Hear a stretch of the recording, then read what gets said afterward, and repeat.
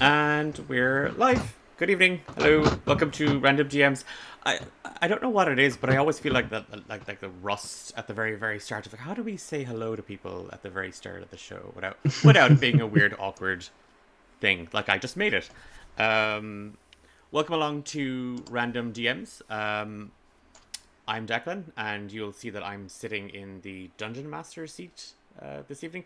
Although I just see by the subtitles it has said I'm Jacqueline. Nope. You want it? Oh, yeah. The subs translated my name to Jacqueline. Right, okay. Yeah, thanks for that, Skype. Nope, not Jacqueline. Declan. But, nope, did it again. Oh, no, fixed it.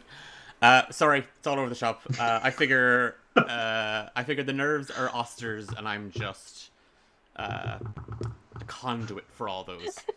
Yeah. And yeah, before we jump into tonight's episode, a couple of quick things to mention, and then we will find out how our intrepid heroes make it possibly not out of Cragmaw Castle. Yeah. Well, if Auster has anything to do with it, everybody but him will make it out, I promise. Well, we at least we know we have to be alive since we're like telling the story. No, imagine it's like, or do we? Yeah, exactly. We're all just ghosts. We're all Bruce Willis in the end. Yes. Yeah. The next time I'm DMing, I'm gonna do it under the. Yeah. I'm gonna do it under like the animate corpse spell where you can ask me 5 questions about what's gonna happen. Exactly it. Yeah. Exactly it. we are D8 Dungeon, a group of Irish TTRPGers who love telling stories, and we are obviously this is Random DMs, and if this is your first time watching it, all the previous videos and episodes are available over on our YouTube channel. But to kind of cut through it, effectively, every session we play, a different DM takes the seat, and we're coming into session 7, and it's a chance to see other dungeon masters, game masters, and how they approach their session prep, how they approach the style of the game, and how much trauma they can inflict on another DM's character. Just putting that one out there, because apparently that's the thing we're doing. But we've a couple of folks to shout out, and then one or two quick bits of info, and then we're going to dive straight into it. So first and foremost, some sponsors of D8 Dungeon, and would be remiss if we did not mention the Rook and the Raven, creators of some really, really lovely customizable notebooks.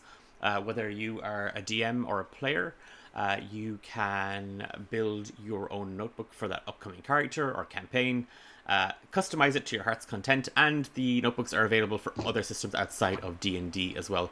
Use the code D8Dungeon at the checkout and you get 15% off. Also to mention Dakota Irish. That's still the old code. We have reached out to the team at Dakota Irish for an updated code, but they were fairly hectic with an event in Dublin a week or two ago. So as soon as we get that updated, we will let you know. But do, in the meantime, check out Dakota Irish. They had a Instagram and TikTok live stream today where they were showing off some dice that were pre-ordered, and then some spoiler dice that they're going to be announcing and releasing very, very soon. So do make sure you check out dakotairish.com for all your dice and TTRPG related goodies. I'm guessing, because I'm literally this is off the top of my head, I think this was the code. Yes, it was. D8 Dungeon Drive is back, and we are running the 29th and the 30th of July. We have quite a few signups already, which is great. We are still looking for a couple of dungeon masters or game masters. So if you're out there and you want to get involved in a fundraising event, you don't have to be available both days if there was just one day that you were free to do. We're still taking player signups. So if you're interested in joining a one-shot and helping to raise funds, we haven't announced it yet, but I did get the go-ahead during the week to announce it. But we will be supporting Trans Lifeline this year, an international organization that supports the trans community. So all proceeds this year are going directly to them. And it's incredibly important. So we figured, because we were thinking of doing 2, and we're now just focusing on raising funds for Trans Lifeline this year. There are a truck ton of raffle prizes to give away this year as well. There's been some great support from TTRPG creators all over the world, and over the 2 days they'll be made available, some physical, some digital. There may even be some D8 Dungeon merch that we don't even have. I'm gonna be really upset about it. I did get one thing. Ben from Homebrew Quest made us temporary tattoos of the Love Hurts Hedona curse. So, one or two of those might make their way across the world as well. So, but yeah, that is D8 Dungeon Drive. I dropped in a little link there. So it's a very quick application form. And if you're interested in being a DM and maybe you want to play as well, the form takes you through all those stages. So when you pick the first one of those, it does ask you if you want to be involved. So you don't have to fill it in multiple times. And then any questions, you just head on over to our Discord server, and I will be happy to chat to you about those things. The games and the one-shots are not all D&D based as well. So if you're looking to try out something new or run something new, perfect spot to do it. Because it's for charity, because no one can give out to you then. So, I do. Yeah. Nobody should be giving out to you anyway. Yeah. Fuck anyone that gives out to you for playing TTBRG. Play it any way you want. Yep. Fucking nice airs. Yeah. All you have to do is listen to any of our shows. Like literally any of the shows that any of us are involved in. It's more about the fun than it is, the box. The rules. Yeah, rules. I've done it twice as a DM, and I can say it is extremely fun, and everyone is very supportive. And now I'm here, probably because I was in the shows, and everyone went, "Philip's cool." Plus, we brainwashed Philippa as well. There was that. I haven't been around since I've only started being involved in D8 stuff in the last year or so. So this is my first D8 drive, so I'm excited about it. I signed up as a DM and player, so hopefully I get to run some fun stuff. Yeah, it is. It's a fun time, and the players are good. I DM'd. Was it the first one? The drag one. Yeah. Yes. Yeah. It was so I did a drag show themed one shot. Nice. And it was fantastic. The players were amazing. They all dragged up. It was in all different variations. It was phenomenal. So yeah, definitely get involved. It's fantastic. It's brilliant. And without getting into it, I do know that Amber and myself kind of, through mutual heckling, have sort of made each other sign a pact that if we hit an undisclosed amount of money as of yet, both of us will get tattoos. So yeah, it was one of those things where it was like, I'll do it if you do it, and I was like, I'll do it. Was it one of those things? Go, hey, no one is really funny. Let's get tattoos. So if we hit really low, we'll get tattoos. Yeah, was it one of those? That was exactly. Hephaestus is slowly leaking her influence into Amber's mind. Oh well, these days I'm like the veil there is gone. The lines are blurred. The veil there is, yeah. Okay. Without further ado, let's dive into the Lost Mines of Phandelver. And Phandelver. Just hanging out, seeing what it's all about.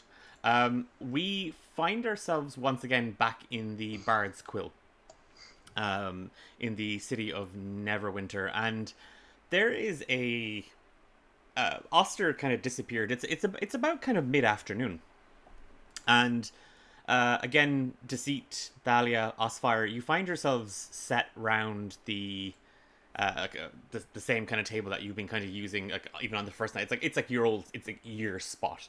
Like those, you came in, and if anyone was ever sitting there, people would move. Sort of, it was like, oh, sorry, and so it's your sort of seat, your reserve spot. And you can kind of hear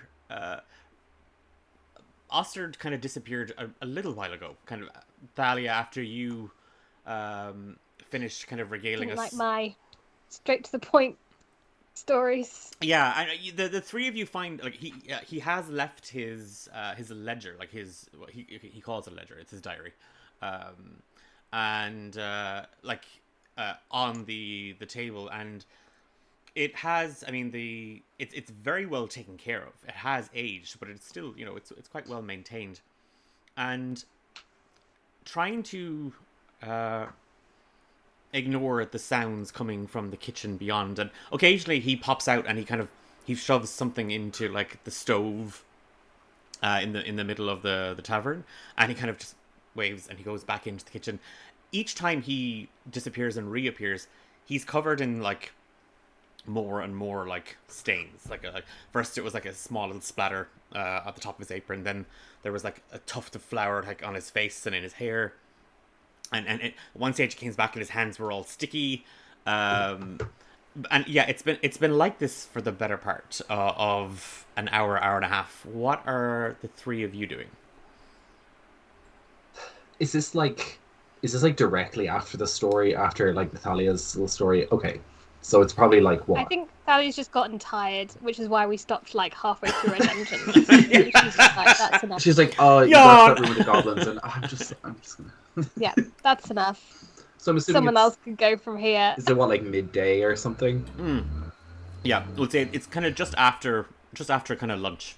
I guess as soon as like everybody's like gone off to kind of do their everyone's kind of doing their own thing. Deceit is like making some notes and running through a few monologues, just to themselves, just like off their play that they did, their one person play. They're like, oh, I could really expand this, and they're like, you just see like minor allusions, like mapping out stuff, and they're like taking notes and writing down and monologuing. Osfire is just sitting there, just drinking like a mid-afternoon ale with a little bowl of food, stuffs, meats and cheeses, and he's just kind of half lost in thought. He's not really kind of paying much attention to what's going on around him. I think I'm just having a little siesta. Okay. Or as Dahi said before the call started, a cat nap. A cat nap. It is that kind of thing. Energy is a little low. And people are kind of like, oh yeah, we just had lunch. Everyone's kind of full, and until like I said, about an hour and a half has passed, maybe kind of closer to 2 hours. It is that sort of stillness, with the occasional interruption from Auster in the kitchen, and then all of you you hear just the rattling of little ceramic saucers on a wheelie cart just being kind of pushed in, and bounding with abundant glee. Auster, again, covered in flour. There's a little smear like on his left cheek. He has cleaned his hands, but he's pushing a small little brass and wooden trolley with very rickety wheels on it. And on top of it, you do see a rather large glass plate, and on it a mountain. Again, a mound rather of like cake, a huge pot of boiling coffee, and underneath that then the little saucers, the little forks, the little knives, little porcelain cups. And yeah, Auster he starts putting out he puts out coasters, because obviously we're civilized, and out come some napkins, out goes the little cake fork, a little serving knife, and he just starts hacking into the mountain of baked goods, with what looks like it might have been a short sword at some stage that is repurposed. I think as soon as Auster comes out with like what's essentially like afternoon tea, like Deceit kind of catches their eye, and they see the thing and they go like, they see you like putting out napkins, and they just kind of like flounce over, and they're just like, they start making swans out of the napkins, and they just start like dressing up the table a little bit, and they're just like afternoon tea is quite a it's quite a little occasion, so let's dress it up a little bit, and they like start tying everything together a little bit. Everybody, while you're kind of busying your hands with like making these little cranes and little swans and like little origami, little centerpieces, Auster is like kind of twitching a little bit, because he had them in a certain way at a certain place, but he's not going to say anything because that's Auster. And he's just happy that you're happy. Everybody give me a perception check. Does that include me, or am I distracted? Yeah, no. Okay. Definitely does. Ew, what's my perception? 16. Okay. Womp, 15. same. 16. 16, and 15, Philippa, was it? Okay. Yes. There is just as Auster kind of cuts into it, you can smell very, very strong notes of coffee from the cake, but the chocolate as well. You can almost kind of taste it. The sheen on it kind of denotes kind of a bitterness, but it has quite a spongy, wet kind of mix inside. It's like a baked Alaska, but with a chocolate exterior. And it is like, again, is it like you're kind of sniffing it, and Auster kind of just looks at you, Thallia. Oh, it is dairy free, you know. Oh, good. Taste it. I remember reading that scent has a big impact on memory. So I was thinking maybe this might get, and the coffee, it could kind of perk us up a little bit, and it might help fill in the blanks of, Cragmaw Castle somewhat. A taste, please. I remember there being some cake. There was there a birthday? Was there a party? I don't. Yeah, there was definitely a celebration. I'm not really sure. I mean, like, there was bunting, and he opens the diary, That's and there's like a little leaf of like what was quite faded colored paper, but there's like a bloody dagger drawn on it. Yeah. I don't think it was a party we were invited to. I do remember that I had some party gifts. in some ways. Yes, we and like Auster is now he's like handed out a plate to everybody, and he's doing that, like, just staring at all of you, kind of going, "Are you going at?" Deceit is absolutely going to, and just like, it's gonna do that. Like, I'm gonna turn like this way and like a little bit behind my mouth. A sleight of hand check. Sure. That's cocked. We're gonna do that again. Oh, it's the same roll. Like, it was the same, like, kind of roll. 16. Okay. Yeah, it's like flick it off the fork. Oh wow. How is everybody else gonna? Yeah. No, I just. Okay. Had a big piece, yeah. Yeah, there is. It's that immediate, like, it's that, that's so Raven, like, woof, we're back there moment. And it is. There's. You are. Cat eyes are like. Ooh. Yes. There's strong notes of something, and even Auster is taking a bite, and you can kind of, just as the memories come rushing, you can just hear kind of like Auster kind of smacking his lips a little bit. It's like, no, it's gosh darn it, it's not right. And as like the memories just come flooding back, and it's that thing of like, just someone is like, just a chunk of cake goes flying past your face, Deceit. You're in a banquet hall. There's a lot of people here. The bunting is quite delicate, but it's that sort of, the memories are coming in and kind of time is rewinding, and you find yourselves in that very dimly lit room, a bushel of unconscious goblins lying around you.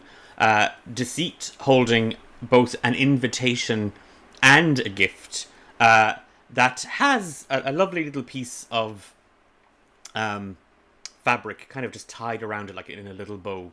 The sounds are coming quite audibly, and we're gonna just flip over to a map.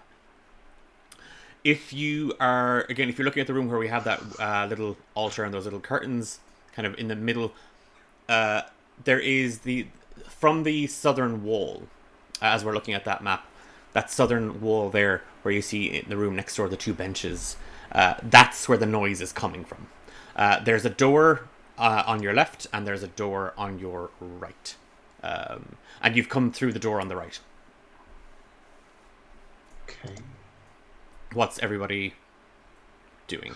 I just need to remember, what were the gifts that I found on those goblins again? I completely forgotten, and I'm really good at taking notes, so I didn't do that. You found... So here's the interesting thing.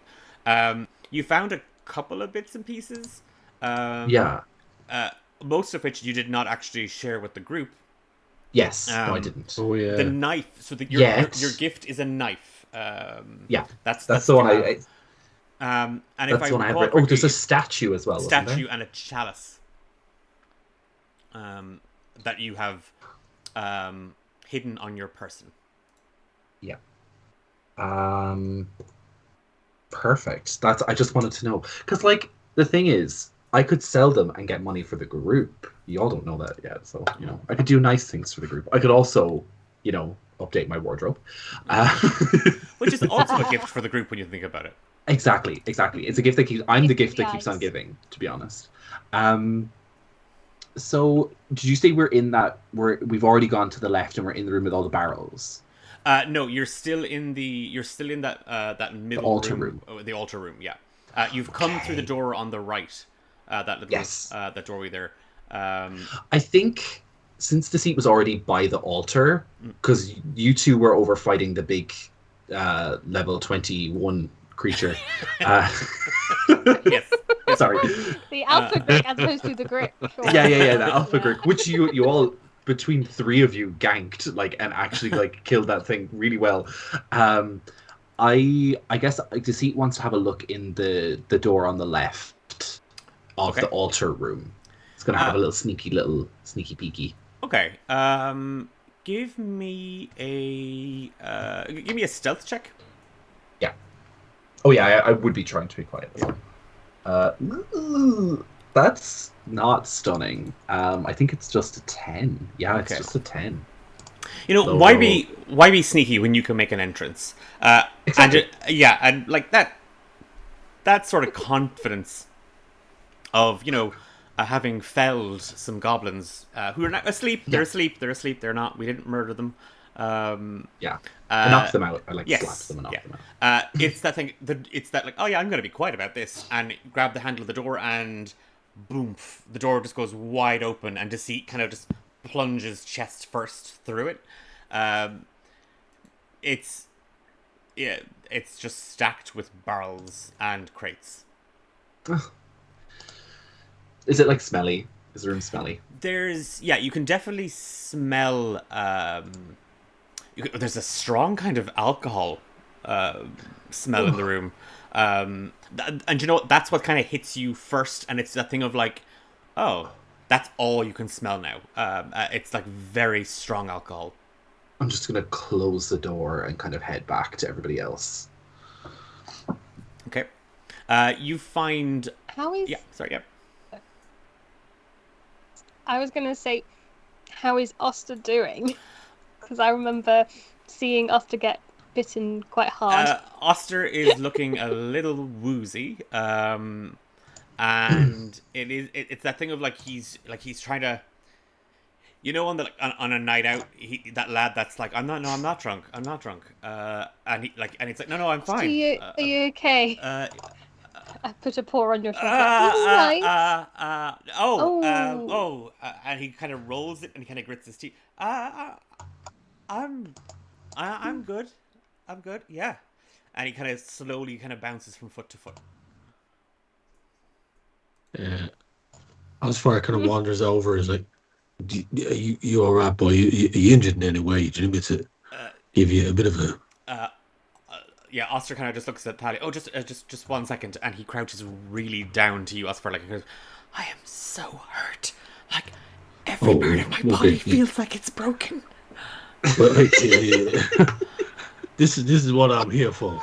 This is definitely within my wheelhouse, and I'm just gonna cast. I'm gonna cast Cure Wounds on him. Second level. So it's 2d8 plus 6. Let's see what we got. 19 points. Ooh, I will take that. I'll be very, very grateful for those. And it's that thing, Osfire, where you're kind of and it's that kind of you're gonna be okay. Tap tap tap, and it's just as you're kind of giving him kind of a reassuring pat on the hand, the magic just kind of washes out of you, and you do see some of the bites heal and the bruising kind of soften. He still has the look of someone who's been in battle, but it's that whoa, The doors. Well, there's a door there. There's a door behind us. We didn't look everywhere in that room either. So, As you're saying that, Deceit just like opens the curtains, and it's just like that room over there just has like a barrels full of alcohol, and there's some not dead. I mean, there's some unconscious goblins in here. I took care of them heroically, of course. Don't worry. Other than that, it's just a room full of alcohol. I think there might have been a door through it, but I don't know. I mean, a lot of alcohol, or just like a small amount. It's like barrels. Like you open the door, and it's like walking right into a brewery. It's really interesting. And then Osfire is going to just kind of saunter up into this. We should go and double check it. I'm going to I'm going to make sure that none of this batch is in any way dangerous or poisonous. So, sure. And Osfire is going to produce a hip flask and start unscrewing the top of it. Yeah, Auster kind of pats himself down. Yeah, we all have to get like a gift. Yeah, maybe we can give them alcohol. Unless it's a child, then we should. I'll bring a barrel. Yeah, and I'll bring great idea. A barrel as well, because. And I'll watch you two bring barrels and cheer you on. Well, you've already got a gift. It's true, I do. Oh, well, actually, do we know that? Have you told us about your? No, I don't think so. I don't think I would have told you because I was in the other room getting those things. I'll just say, well, you can bring the barrels. I've got this lovely little knife, and I open up the box. It's like, look at it. It's bejeweled. Ooh. It's a family heirloom. Don't worry about it. Oh, that's more than I mean, I was just going to steal some alcohol to give back. I didn't to say it was my family heirloom.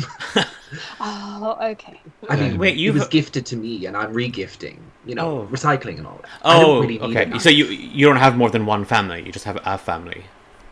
Oh yeah. Well, I have. You see, I have a family, and I have some found families as well. But we can talk about that later. But yes, I do have family heirlooms, but this one isn't mine. It's not my family heirloom. It's somebody else's. But they just gifted it to me because I don't know. I had such a wonderful performance or something or other. Or there was some sort of fan speak. I don't really remember. It was pretty wonderful, but I get gifts all the time. Osfire, I see what this stage you've just wandered into the.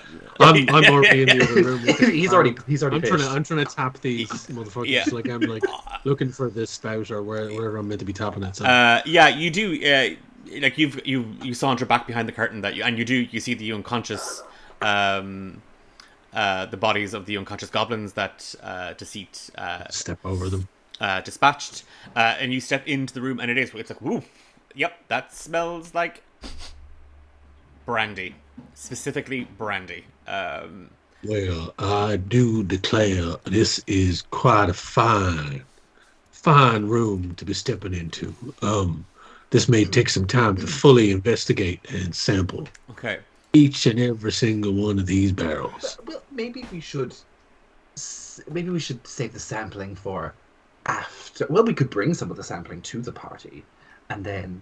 Oh, there's a party. I don't know if you guys know, but I found these, and I whip out the invitations, and I'm just like, I found these little invitations to a birthday party. I wasn't sure if we were aware, but these could make a lovely little gift. We could bring those, and we could have a little bit of, and I would definitely be drinking out of this lovely thing. And Deceit pulls out the chalice and just starts filling it with alcohol. Did you get that from another found family? Oh no, this is mine. I've always had this. Silly. And they just start pouring alcohol from. Oh. They just produce it from their bag, Thalia's just lifted up a barrel and is just doing a few squats just to. Yep, this one seems good. Just Deceit is standing there with the chalice in hand, flippantly just waiting for Osfire to tap the thing, just how does this work? Well, I mean, and I'm trying to look for markings to see what kind of brandy, if it's just grog, if it's actually decent, or give me an investigation check, Osfire. Jesus, it's a lovely dice. That is a 17. You're looking kind of for you're kind of looking for any kind of logo or any kind of emblazoned on the cask. Kind of anything where the brewery is or where the distiller is, and what year it may have been. distilled. And if that information's not there, you can also infer some. You found like not some of the casks. They look quite old. They even have like a fine layer of dust on them. One or two at the front are definitely newer, and you can clearly make out that this cask that you're looking at right now is from under the mountain, and it's a dwarven brandy. Under the mountain is a dwarven distiller. Well, I mean, I would generally, I do tend to have a tipple of the dwarven blend, which is quite nice, a bit more earthy. I would recommend this one. So, and I kind of look to see if there's a tap I can use, or if there's I have to pop it. There's a cork kind of wedged into it. Just give me that fine chalice you have there. Oh no, you can, and I'm gonna look for like a cup or like a vessel of some sort that isn't the chalice that I have in my Okay. Give me an investigation check to see. Do you know, if this doesn't work, I have a water skin that I can just like pop a hole in or something. Oh, that's like a 21. I think. No, it's not. Let's hope we don't waste all our high rolls on 19. looking for cups. Yeah. Deceit immediately puts the chalice back in their bag and is like looking for something else. You're and not the thing that they know is expensive. Yes. You're looking around. You're like, oh god, okay, cup, some sort of drinking vessel. There's a mop and bucket. There. Perfect. And as you kind of go to kind of just yank the bucket kind of out of place, it's kind of wedged between two crates. Come on now. The mop falls out, and then so does there's a heavy clanking sound as a longsword and some chainmail falls out. Oh, who put these here? Why is this? Shoved it in a bucket. I don't know. And I put the mop and bucket down. I'm just like, let's bring one or two of these caskets and maybe we can pop them at the party. Might be a little bit of a favor. But why is there? And I'm gonna look through like the chainmail and stuff and see if there's anything in it. Like, I'm just gonna rifle through any of the like stuff that's there. Maybe someone hid it here. Stitched into the chainmail. Sort of woven. There's a little strip of metal up near the neckline of the chainmail, and you do see a name engraved on the chainmail. Sildar Hallwinter. Oh yeah, Sildar did ask us to find his sword and stuff. Did they steal his stuff? I think, if I do recollect correctly, that when he was ambushed on the road, he had his accoutrements and his weapons and all that type of stuff was stolen. Is there any more stuff here? Or is it just his sword and chainmail? It's just his sword and chainmail. Oh. Well, I found these. We can bring these back to him. They're quite heavy, and I'm not carrying them, so I just put them on the floor in front of me. I'll roll them up and put them into my pack, and I pick up the blade. Okay. I mean, yeah, it's real heavy. As you kind of pick it up, Osfire, are you proficient with martial weapons and simple weapons? Oh yeah, no, you picked that right up, and it's like even like Auster's like whoa, and it's not like whoa shocked, it's whoa so impressed. It's like wow. Like how long is it compared to a halfling? So it's like 4 halflings standing on their shoulders. So you're holding that like it's. It looks ridiculous. Yes, it does. Yeah, it's like a Dark Souls character. Yeah. But I'm full on gutsing it here in Berserk. You're just like leaning back to like counterbalance it, like whoa. Like Cloud Strife Buster Sword situation going on. Yeah. That is just like suits you Osfire, looks good. I mean, obviously I cannot keep this, but I mean, I suppose I could carry it for a while. And I just turn around and look where the cork is and just go and cut the front of the barrel off. There's it's just this with the bucket. I hope placed underneath it. There is just a slosh of brandy straight out of the cask, and it's the vapors hit you all. I have the vapors. Well, Osfire definitely does, because he's just kind of like his nose in the bucket. There's strong. It's a strong kind of earthy, almost ashy taste or smell that kind of lingers at the back of your nose. It's a little burny, the bucket you have procured half a bucket of dwarven brandy.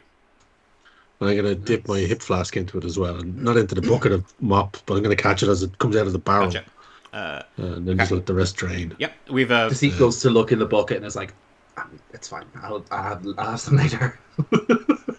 Where was it the case of, because obviously some of these barrels are new, and when we just opened it, where do we recollect, or do I recollect, the stuff that was stolen? We obviously got stuff from the Goblin Caves. Was there anything else that was stolen that should be here, and is some of it meant to be barrels of brandy and stuff? So the stuff that had been stolen from Gundren and Sildar, we located in the cave.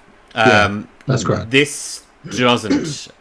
You don't see any of the Rockseekers logo or anything like that. Cool. Like there's no. There's no link. There isn't. But this is obviously pilfered, unless somewhere in the castle there is a distillery. This is other game nabbed by the goblins. Look, the hipsters are opening distilleries anywhere nowadays, so there could be a distillery there somewhere. You know? It's true. Go on. Sorry. Yeah. I was just gonna say, I think after, like, while we're like investigating the cask and stuff, Deceit is gonna kind of like listen into the other two doors. I think, or it's gonna be like skirting around, and just like while I was looking around and had dropped the armor, I think Deceit wants to look around and just maybe the door that's like opposite the door we came in through. That one. Yeah. I'm just gonna like listen in and see if I can hear anything. You can, on the other side, like it's kind of like pressing your ear against the door. You can definitely hear whispering coming from beyond. So Deceit immediately just goes,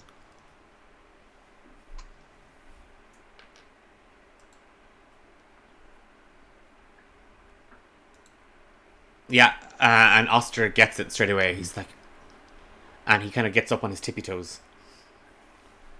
And I just look at Thallia, I'm like,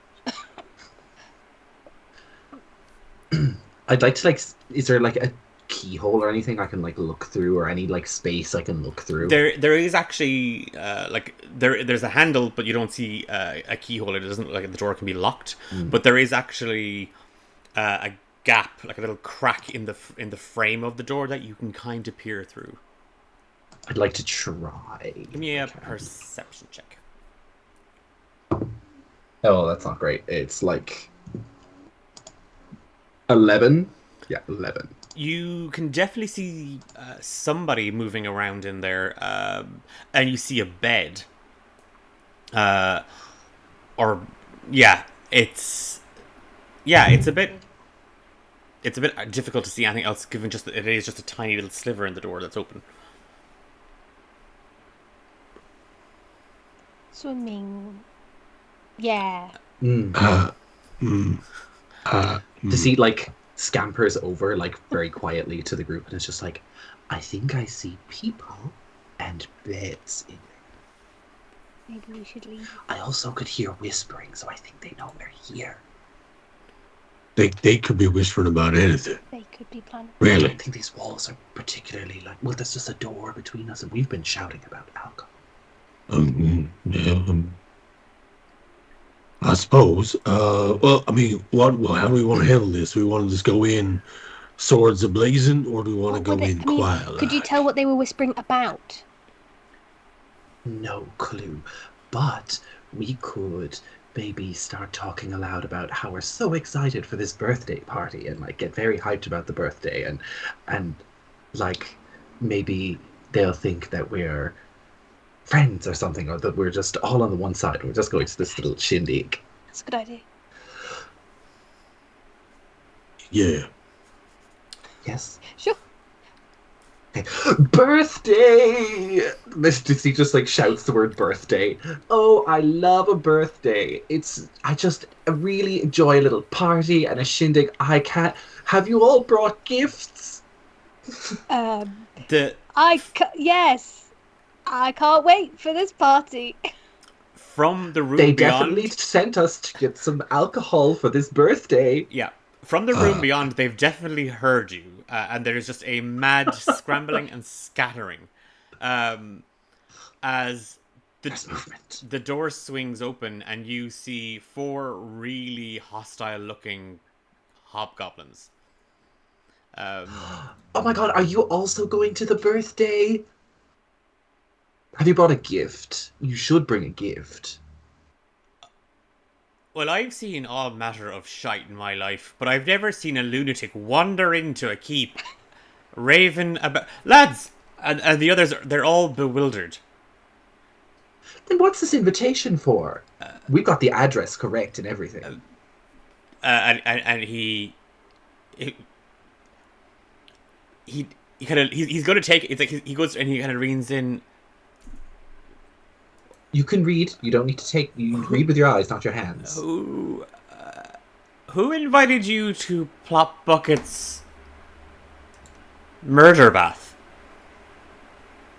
Well, we just happen to be Plop Bucket's old friends from college. I'm putting away the invitation. Plop Bucket went to college? It was a community college. It wasn't really, yeah. There's so much about Ploppy that you probably don't know about because like they've just lived such a life, you know. So, Philippa, I think your mic is muted. And... Oh wait, sorry. I was saying they called it college to make him feel better. Okay. Deceit, give me a deception check. With advantage. Are we helping? Osfire...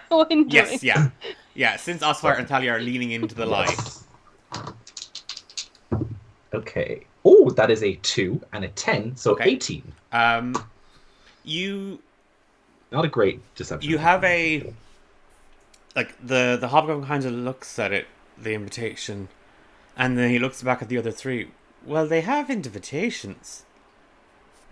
And you have gifts. Well, we heard. Yes, we all have gifts.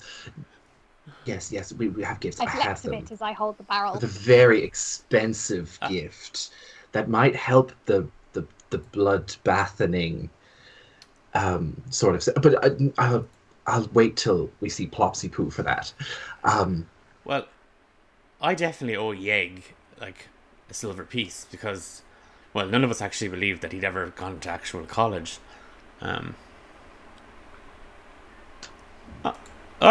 Well, if you're heading to the banquet hall, they've already... I mean, you're a bit... And he's like, you're late.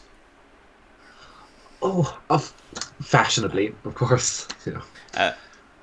Shall we bring some of this alcohol with us? It sounds like... Well, yeah, me and the lads are getting changed. We were on shift, so, you know, we've just swapped. So we were... and you see one of them he's wrapped in a towel.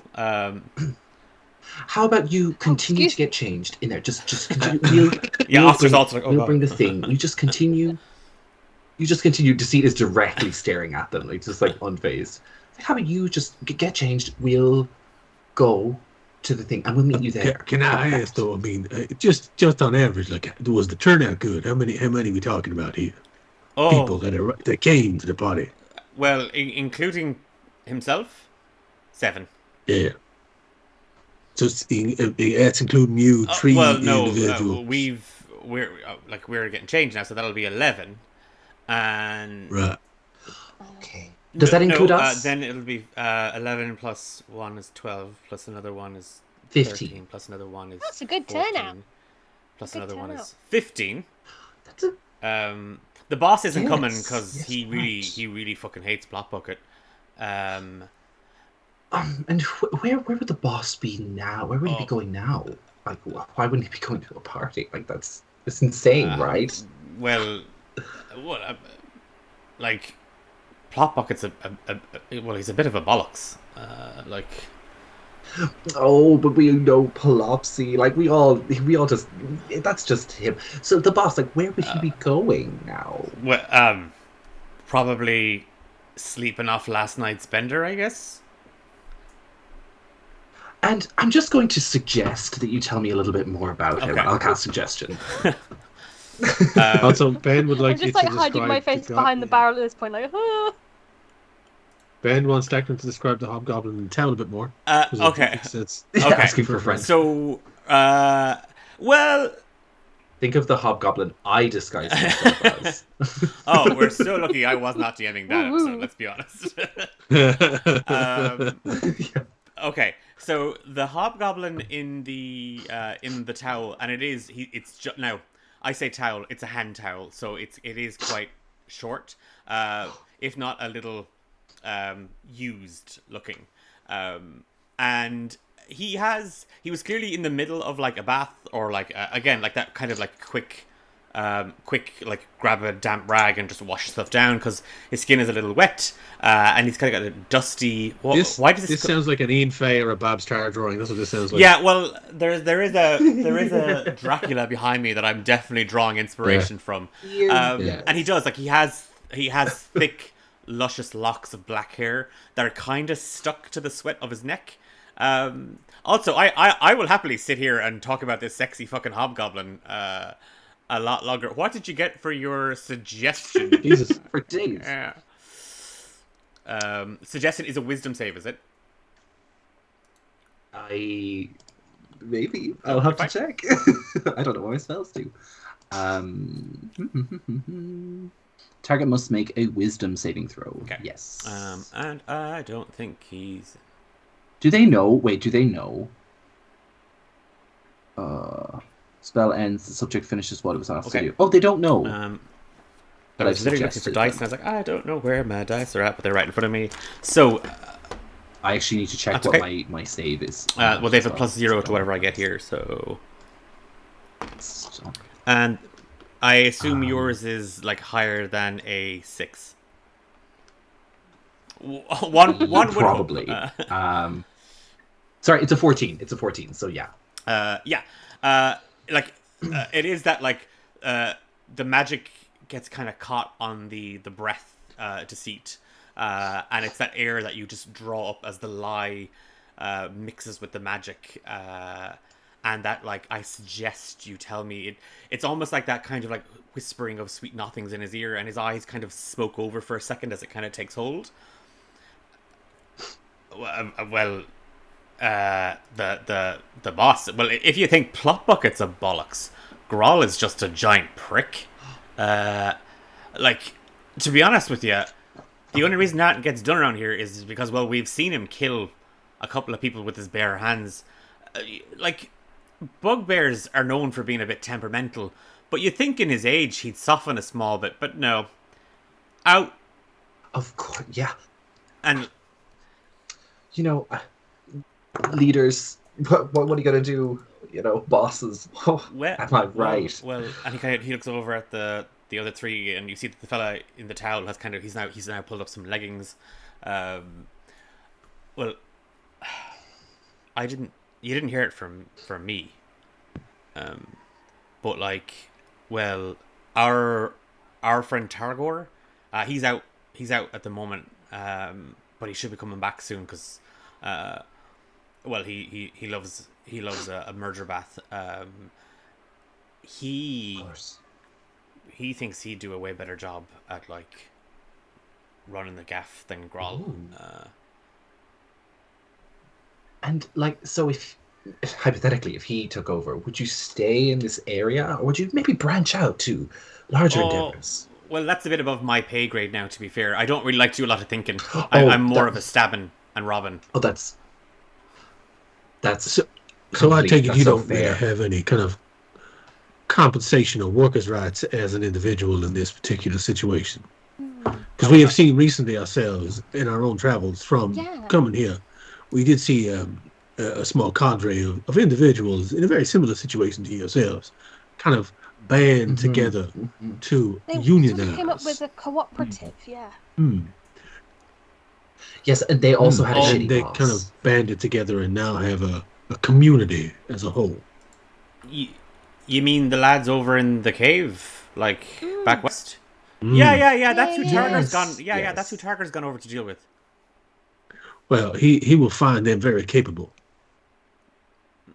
Well, he will find Targor very stabby. I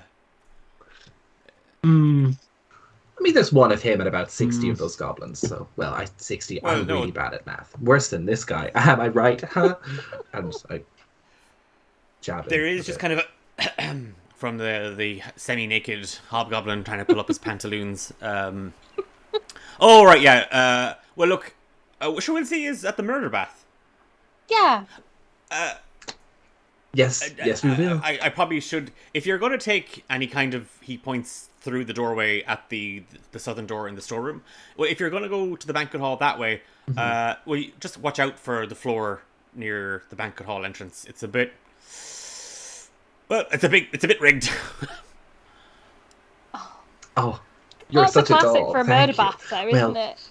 You Well, can't have at least it one was- rigged floor. Yes, it's like it was meant to be. It's a bit of a surprise, but don't tell Plot Bucket.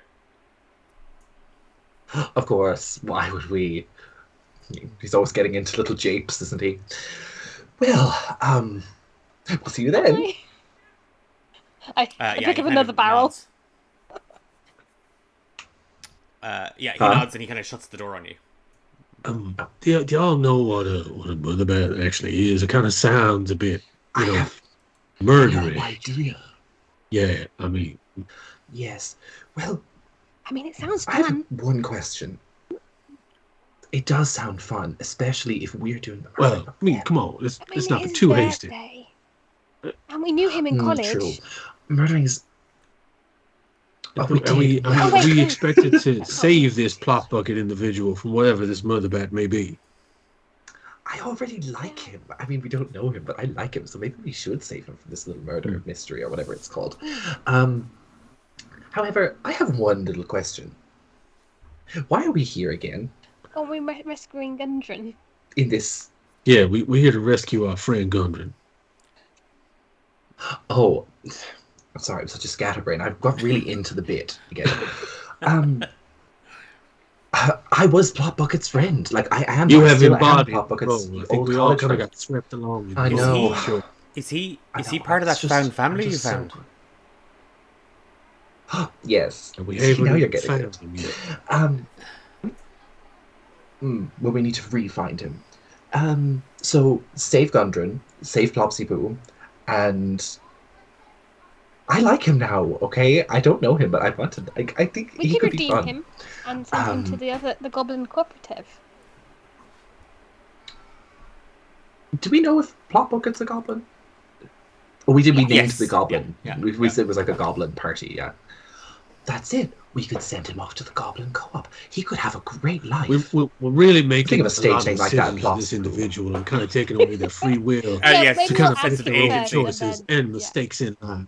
Well, it's either we save him or he becomes part of a murder party where apparently nobody likes him. It is his I really, birthday, though. I really don't care. We're here to save one individual, and this plot person, I guess. we may find that they're a nice individual. We may want to save them at some point, but let's not false our own ideas of what this individual is on top of who he is or they are or whatever. Let's find out for ourselves. I've I- also had a I don't fun- like you. You're correct, and I I've hate had when a people fun are idea for correct. Plan B as well. Let's hear it. I'm holding these two barrels. I'm like, if I remember rightly, alcohol like this is very flammable. So if everything goes wrong, we could always just, roll these around, get everything covered in alcohol, and set it on fire. That is a.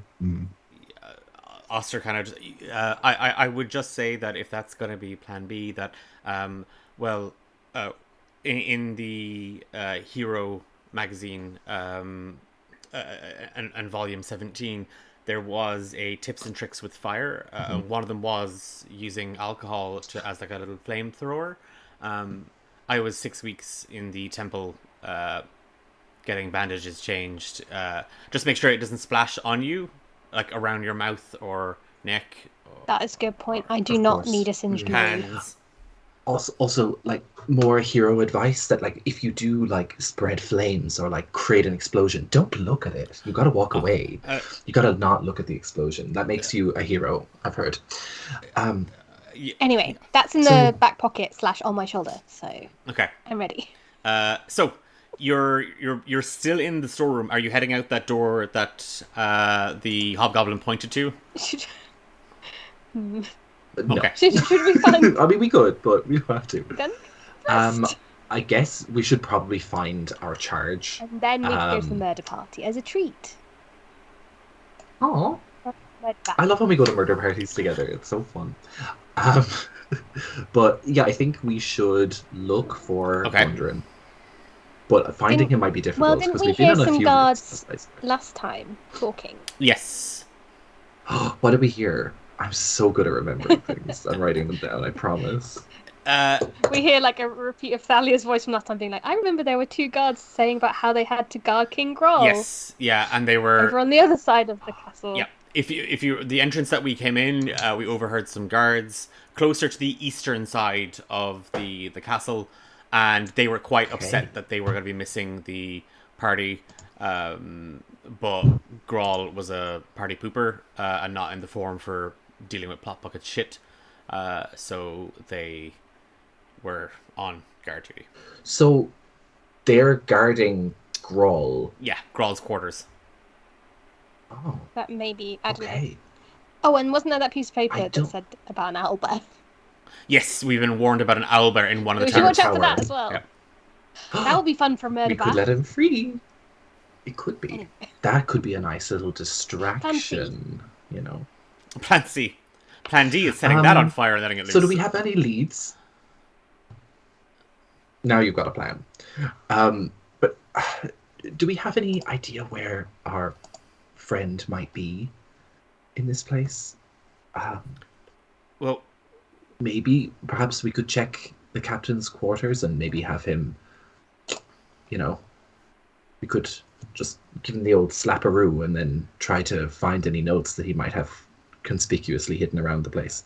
Well, we could double back on the way we came and then maybe... Did the hobgoblins go out the way we came in? No, the hobgoblins went back into the room because they're still getting ready. Okay, cool. Yeah, we could double back. Does that sound good? Is that okay? Ooh. I don't like this whole... I don't like making decisions. You could be a unless it's like stage stage sexy directions. hobgoblin again. And you could I offer to always relieve can their be. posts so they could go to the party. Ooh, the guards! You're so... Oh, that's... Ooh, you're deliciously clever. No, I had a whole idea by Well, myself. I'm so proud of you. I think this one will have to have some armor, but like tastefully revealing. Yeah, you know? I think you should still do the sexy version. Oh, But that's just Thalia wants that. we were talking to those hobgoblins. The for how ones long? just there, let's say close to maybe two or three minutes. Perfect. Did we catch any of their names? No, they didn't.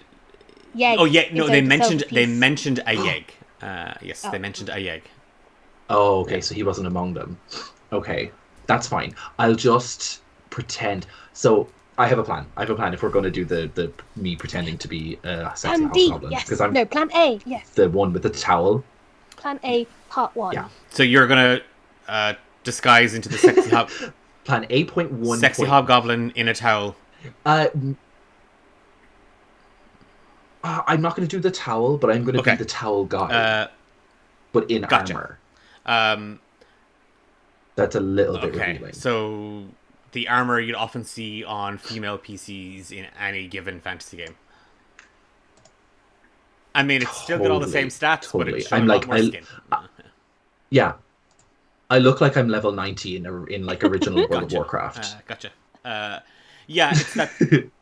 Or level 60. Yeah, to see you dip behind like a stack of the crates in the storeroom, and with hardly any time, you step back out, and it's the guy from the sexy store, like the sexy quarters, and he's standing there in like a rather like in a metallic cod piece, a crop top made of chainmail, like a side satchel. Well, yeah, it's a rush job, Yeah. but it'll do. Yeah. I just still liked the sexy strict orchard lady the best though. Of the ones you've done so I far. do too. She was a fun character. I fun. do like the power suit. It was very snatched. Maybe I'll do her again. I don't mean to pick the plan apart, Deceit, but what's and like Auster gestures at like you. This, I guess it's just kind of fun. So we're gonna party outfit. It's coming off the party. No, yes, it's a party outfit, but I'm going to say that I'm feeling poorly, so I'm going to relieve the guards that are guarding Captain Krog or whatever his name is, his room, so that I can guard it. So we can sneak in and whack him. But so those guards will leave their post because they were excited to go to the murder party. And he kind of looks at Osfire, a little perplexed. I mean, I'm so pleased with this plan. It is a fantastic plan. It is a fantastic plan. The only issue I would have is that there seem to be quite few in number, and they would kind of recognize everyone in their team as such. Oh, you mean I should tone down the look? I mean, no, I've disguised so you myself look exactly like him. Like so you're gonna like. Yeah. And as we're talking, I start speaking like him to you as well, to Osfire as well. It's like I'm pretty good. Well, I'm actually pretty good. Well, at this, I have no doubt. I've seen it in action. It is a fantastic rippling. I can be convincing. No doubt. Sure. Let's see where it goes. I suppose. I mean, I will say that I will be ready, just in case it goes wrong in some form. Of course, absolutely. Okay, 100%. So we're gonna saunter back the way we kind of came, and yeah. In the room that we first made our way into, up that kind of hidden passage, kind of like 3/4 of the way over the map, there is that doorway, where we had heard kind of like but Grawl wanted us to, Grawl, okay. Now it's a lot quieter behind the door since they've kind of given up their belly aching. But yeah, the I guess Deceit will have slightly unsexified their look. I think they're kind of like, as they're getting into the part, they're like, maybe I should go for more realism here, and like it's like the person's like clothes, but just like a little bit of like things are a little bit shorter. Maybe like it's like he's okay. You're now wearing pants, but they're a little tighter. And you're but it's and like a shirt, but it's like it's a little too like it's like one of those guys that you see who's wearing definitely like a size small, and they're not a size small just so they can show off. Yeah. Did the shirt shrink or did you get swole? Yes. Yeah, and it is that thing of as everybody is like as we're kind of following behind you to see it is that thing of we can see those changes kind of taking place, and like occasionally Auster is just looking back at Osfire and kind of mouthing and just like a lot of this. We're outside that door. We're outside the door where we heard those voices. Because he just kind of walks out and just says, "Wait, we should hide. Oh, yeah. That's a good idea. And I put my alcohol barrel in front of me. I'm going to give a wink towards Osfire and give you Bardic for that stealth. So, Osfire, Auster, and Thallia, give me a stealth check, and that's my last Bardic for the day. With disadvantage, Osfire, given the armor, and we are going for a group check on this. Okay. So I keep forgetting that I'm a halfling and I have luck. So I just rolled a natural one. So I'm going to re-roll that motherfucker. Yep. Please. I think I'm going to spend my inspiration actually also to get. Was it another nat one? Well. It was a natural 20. Okay. And Was that a Yeah, so disadvantage? I rolled the first one, and sorry, no, it's not a nat. So the second roll, when I re-rolled the natural one, I Oh, it's a so I got the 20, so you first get one, your and the first one. first one was 19. Okay. So Sick. this dice You is don't even need the beautiful. I love bardic. this dice. Well, maybe. Rolls really well. Uh, So yeah, so I It's hit or rolled a miss. natural 20 on the disadvantage natural one. So I take the 19. Right? yeah. Yes, Yeah, Yes. you would, wouldn't you? yeah, If it's disadvantage, because yeah, you yeah. re-rolled the The one, so lowest. the Yeah, Yes. 19 is the cool. lower now. Yeah. 19. I got 11. I got 7, Okay. Well, I'm and glad that was that. using my inspiration to try and make it better. So Okay. Maybe Well, I should I'm have given really, you the really bardic. glad that Jesus. I'm really, really glad that Osfire, you were able to re-roll that because we needed to beat a 30, and I Oof. only got 11. Plus your 19 gets us 30, and then Thalia 7 gets us over it. So yeah, it is that thing of like, oh crap, and we duck behind like some of the barrels and boxes that are stacked up here. A lot. my ears are out these- for a minute, and then I'm like, Yeah. Like grabbing your tail to pull it in behind the box. There's a lot of mildew on these ones. These ones are exposed to that.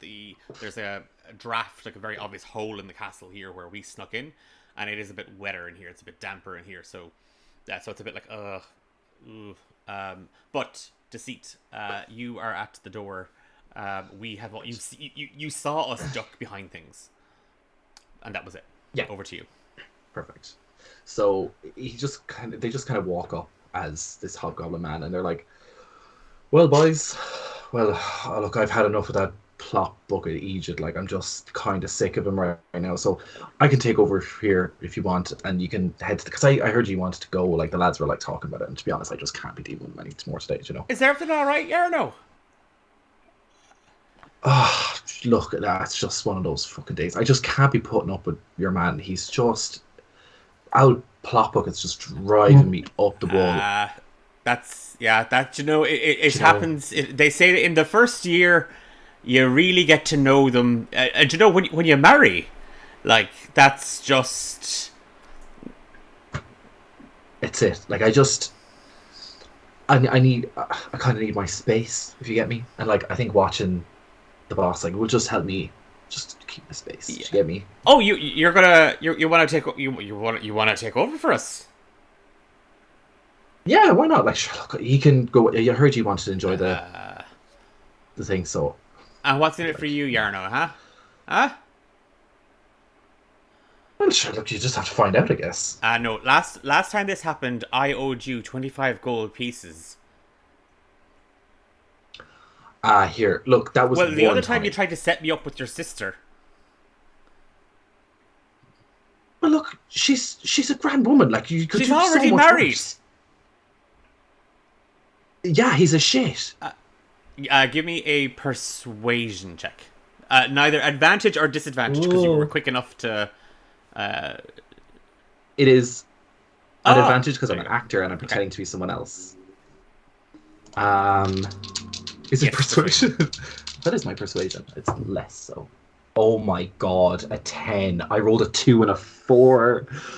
Oh. Oh, wait. No, that's deception checks that my little special thing comes in with. Okay. My active Okay. deception.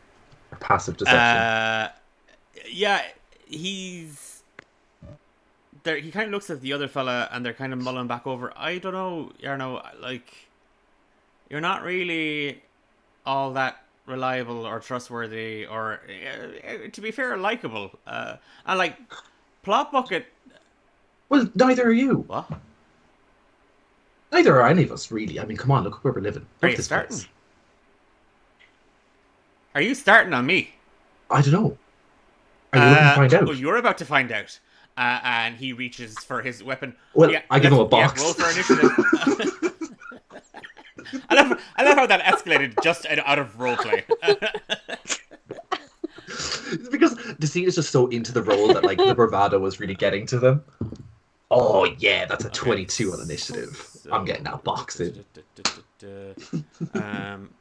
I'm sorry, the toxic masculinity is taking over. Okay, that's just Take a break.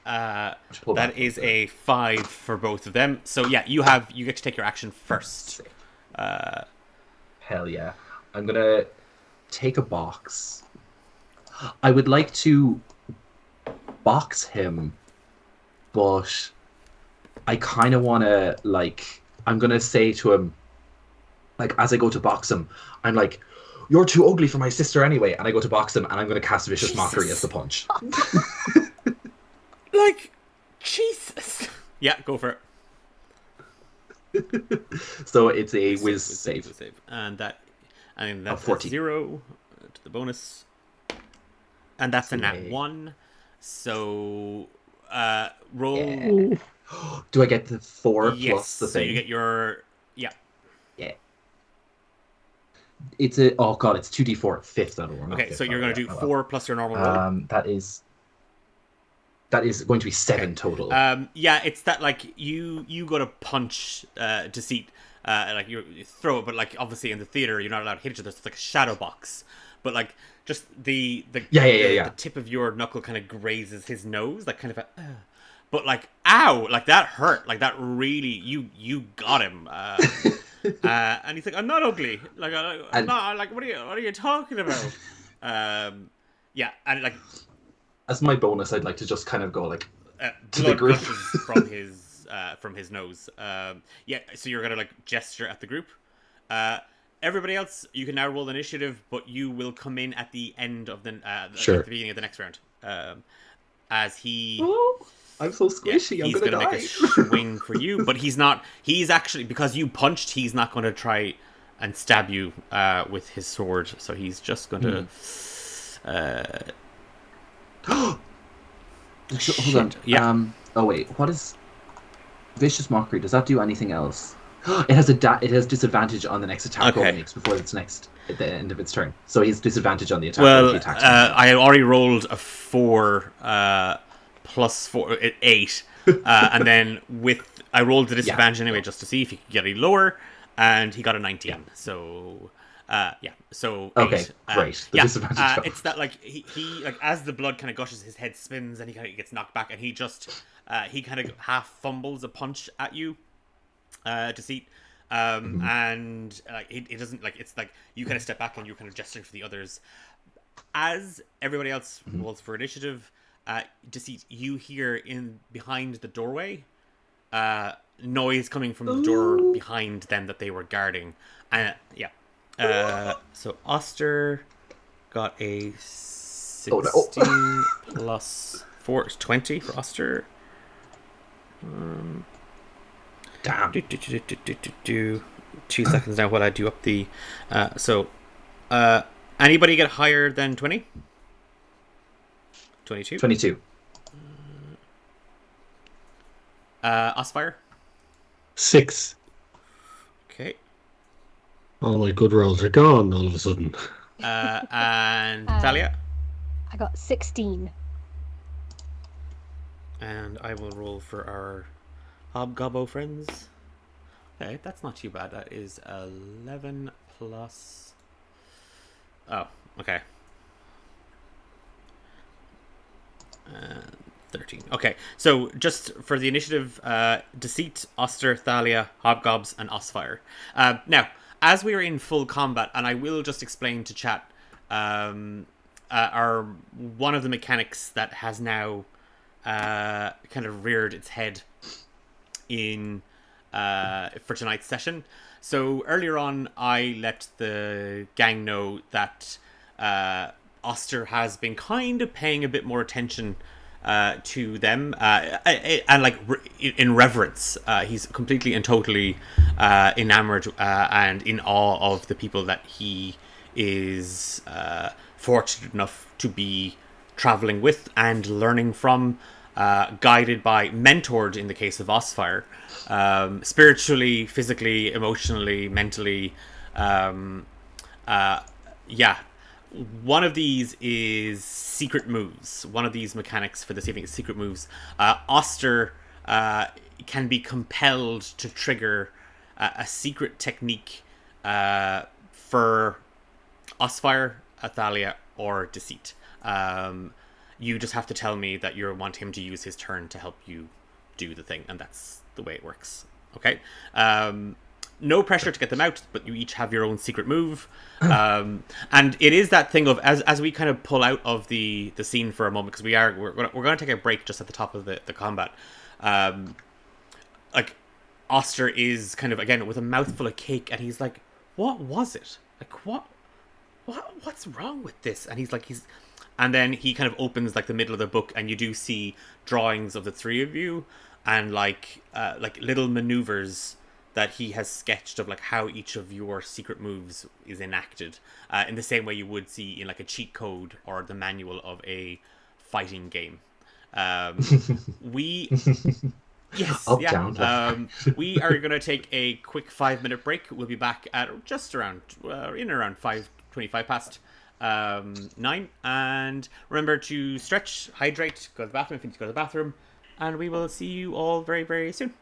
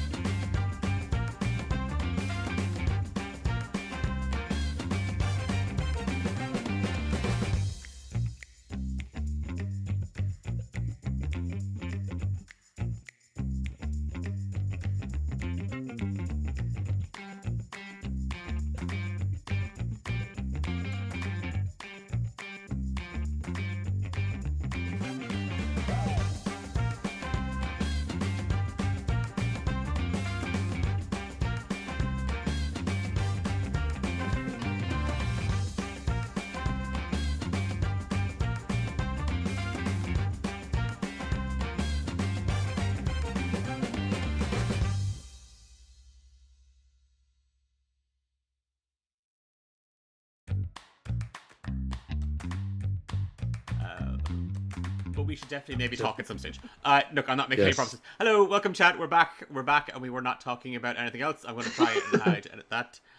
We were talking about nothing. We're getting into combat, and Deceit, you are up front as you are facing off against 2 hobgoblin guards outside King Grol's quarters. Over to you. Okay.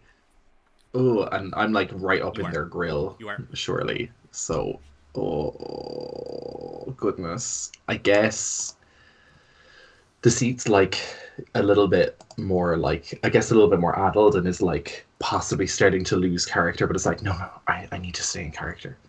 And he just kind of like goes for another swing and just says, "Your mother," and I'm gonna cast Vicious Mockery again. What about me, ma? As you... I'm just channeling like the lads from home. Just the lads. Yeah, go for it. The lads. We'll say, it's another will save. Great. Like saves because I don't have to do anything. That's an 18. Ugh. Because it's cantrip, so there's no like half damage or anything like that. Bonus none. action. I'm gonna see if I have anything for a bonus. I don't think I do. Just double checking. No, I don't. That's my turn because I can't get away from them because I'll cause opportunity attacks. I don't want to do that. Okay. Is anybody going to attempt to use Auster this round? I'm just asking. If nobody is, I'll go for it because I need the cover. He's coming in anyway because he heard your mother, and with that kind of being like kind of nothing else. Yeah, it is that thing of where he kind of rushes past you to see, and you just feel Auster's hands on you as he uses you kind of as a leverage, like as he just to kind of get a spring into his step. And he's like, "What about me, ma?" And just as you're like, "Oh crap," but the magic doesn't really take hold, you're like, you're flitting at the air. Auster comes in, kind of half swings off of you with a kick. I better roll for this. Actually, I'm going to say it first, and then I will roll for it. He goes, he found her, and he's going to make an attack roll, and with a 12 plus, I think our fella might have done it. A 12 plus 6, yeah, that's 18 to hit, and that beats it. And that is a D8 plus 4 is 9. Auster comes in with just kind of a run, uses your shoulder as like leverage, props up into the air, and like yells, "He found her!" and then kicks the hobgoblin into the head, and like knocks him flat out. And he's now kind of standing in front of you, quite defensively, Deceit. Like he's just kind of like, and possibly maybe other members of your extended family in his found family. We haven't catalogued everybody yet, but if you hold, and he's now talking to the unconscious body, but I'm sure we can get a list together of everybody who's missing, and then we have found them. Thallia. Now, there's 2 of us in the corridor, so you are going to have to sink maybe 5 feet extra movement to try and squeeze through us. Yes. Yeah, okay. That's fine. I'll squeeze on past to the second hobgoblin. Yep. And I'm gonna rage. It's been building. I'm so ready for this murder bath. Let me at him. So now because I'm wild magic, I have my wild magic surge. Let's see what comes out this time. Roll the die. 1. Ooh. Yeah. Shadowy Magically. tendrils lash around you. Each creature of your choice that you can see within 30 feet must succeed on a Constitution saving throw. That's a DC 15. We'll take necrotic damage. Like sighing a breath of relief at your choice. Con save. Okay, it's a +1 to this. So yeah, I'll pick that 4. Also, barging past, you were saying there was a bit of noise coming from like beyond. Can I see anyone else? There isn't. There's a doorway where the 2 guards were standing in front of. One now slumped against it, like unconscious. The other one with a longsword just kind of pointed it defensively at Deceit. Well, sexy hobgoblin Deceit and a rather panicky-looking Auster. And that is a 5 + 1, 6. They fail on the con save. Okay, I also gain some temporary hit points. I've gained 8 temporary hit points. So you take 7 necrotic damage. Okay. Yeah. From that? It's you Great. Deceit. You see as Thallia kind of like barrels in and kind of bulldozes their way through you and Auster. And just an instant rage. And when they do it, there's just kind of like a burp. Of like it's that indigestion, and as they do, like the air gets a bit like it's a bit wafty as you see kind of the air, even it's that like the kind of vapors in the air a little bit, and just this tendril, this inky, milky, shadowy tendril, just sort of forms out of the ether, a bang of magic off of it. Osfire and Deceit that you're able to take. It's like a bang of magic. Bang of magic off that.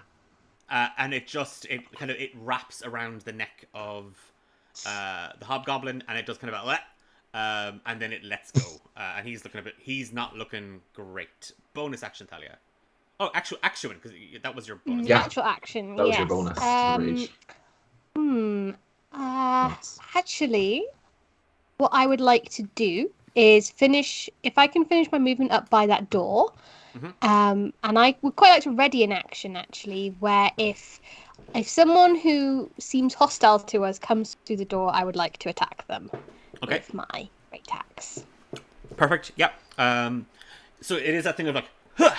And you now kind of like in front of the door. You're like, yeah, I've got this, and you're like, oh, I also need an antacid. Yeah. It's sort of fueling the rage as well. It's like ow! And you are standing on like the belly of the unconscious fellow, like you've like one full boot on his stomach. Yeah, perfect. Wonderful. It's the hobgoblin that's kind of standing, and he's going to take a swing at well, he was going to go for you, Deceit, but Auster is kind of in the way, so he is going to take a swing at Auster.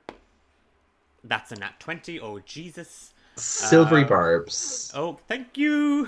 I'm going to cast Silvery Barbs. Okay. That's a nat 20 again. You're kidding. Well, I'm going to give advantage to Auster from Silvery Barbs because I get to give him advantage. That's insane. Wow. Like, can we just pretend that my rule doesn't exist for a reason? Okay. So... Do you know what's funny? Is Silvery Barbs is normally like the bane of a DM's life because it's such a powerful spell. But you're like, yay, because my character won't die, and then another nat 20. It's normally the DM's dream to get a double nat 20 on Silvery Barbs, but not now. At 16 slashing damage to us, can he do anything? Deflect missiles. Nope. Slow fall. I can slow fall. Nope. No. I can just fall very slowly. No. So he is. Yeah. It's that thing of I've got you, Deceit, and like it's just slashed like right across from his right shoulder down to his left hip, and it's like Deceit, it really hurts when I get you. Oh no. Thankfully, he did not get to do extra damage because the other fellow is unconscious. Osfire. Did I see this happen? Yes, yeah. You can say you're standing in the doorway, looking in at the scene before you. Osfire kind of his eyes start to dart between the hobgoblin and Auster, and seeing his young charge, who he's very reluctantly taking under his wing and trying to teach. Well, I mean, when Auster tells it was like kind of a very So as Auster would tell this tale, Osfire lets out a thunderous roar as my boy. Yeah. Bonus action. I would like to rage. Oh yes. And with this bellowing roar of... Now, again, it was just a roar from Osfire's memory, but Auster has written in his diary, he called me son. So you all hear Osfire exclaiming, "My son!" My boy! My son! It's literally the my boy. My boy! That's my boy. That's my son! My boy! Oh no, my boy. And he bonus action rages and rushes forward with the large blade up and just goes into just a blind swing towards the hobgoblin. And I'm gonna roll my trusty dice for this. I don't know what the stats are on that blade, but I can go by my mace stats if you want to. I don't know what the stats hang are. on, I can get them for you. I say, where are we? Yada yada yada. Longsword. A longsword is 1d8 slash. Are you using both hands to attack with it? Yeah. A d10. D10. So, like, as Osfar is rushing up, flashing through his mind, he sees all of his fallen comrades as he runs forward, his little halfling legs, dodging in between anyone's legs as he can, and he just brings the blade up and slashes up towards the hobgoblin, standing between Auster and the hobgoblin. Come on, give me a good roll here. Come on. Well, is there anything to that? Plus... to hit, is it? Yeah. Or to... This is my weapon, is it? Plus 3? Yeah, I'd be saying plus 3, yeah. Yeah, plus 3. So that is a 22 to hit. Yep, that hits. And you say 1d10, did you say? 1d10 plus your... Wait, are you proficient with is your strength plus 3? Yeah. And it'd be plus 5 because you're proficient. Oh, yes. Am I proficient? Yeah. Yeah, you're proficient with martial plus 5, weapons. so there you go. That's definitely going to hit. 1d10.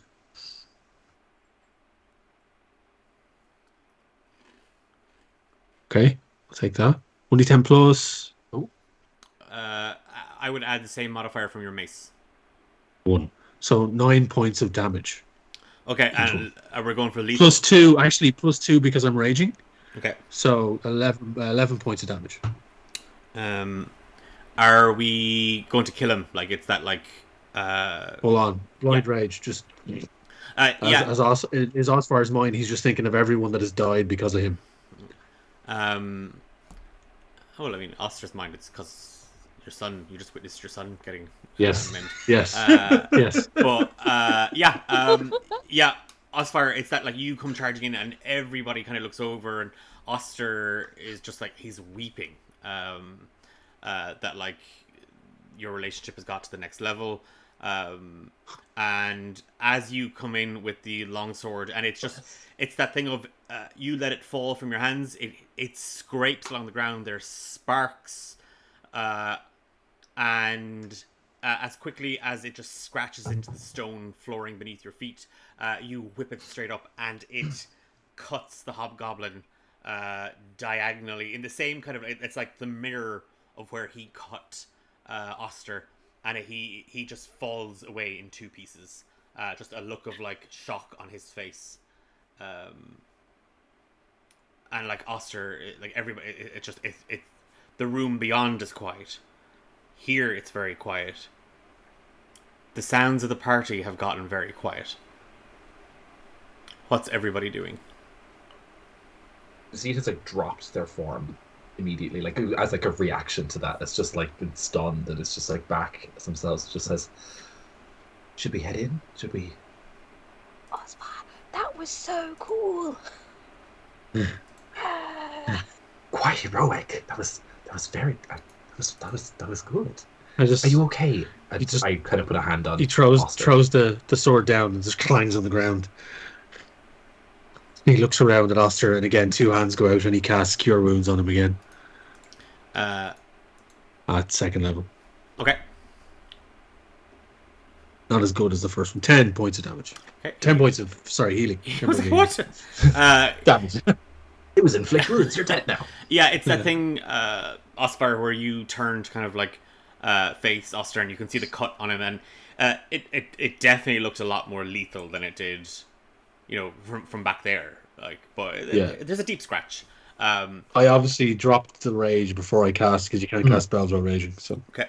And as you kind of the magic kind of washes out from the tips of your fingers, and the rage, you kind of calm, seeing that the wound isn't as lethal or severe as it was. You cast Cure Wounds, and Auster just reaches out and just grabs you and like it's like this really really tight hug. And the wound closes and heals as he kind of Master, you saved me. yeah, I can't breathe, boy. I can't breathe. I can't. Sorry.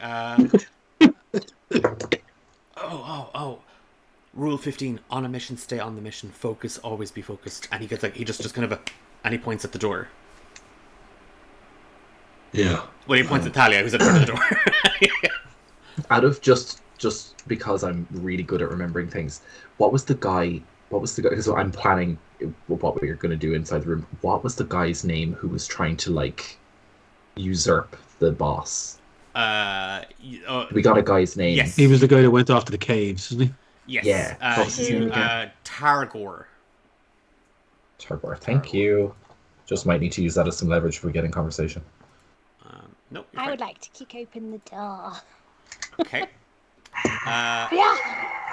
Give me an athletics check, Thallia. Can I help by cheering her on? Yeah, rah. Rah, kick that door. Maths 24. Okay, yeah, that door is off its hinges. You Just straight leg kick. Ugh.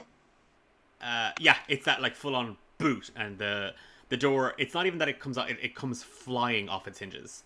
Is it like kick the door in and head in, or is it like kick the door in and have a look? Okay. Kick the door in, quick look, then run in. Okay. You can see, yeah.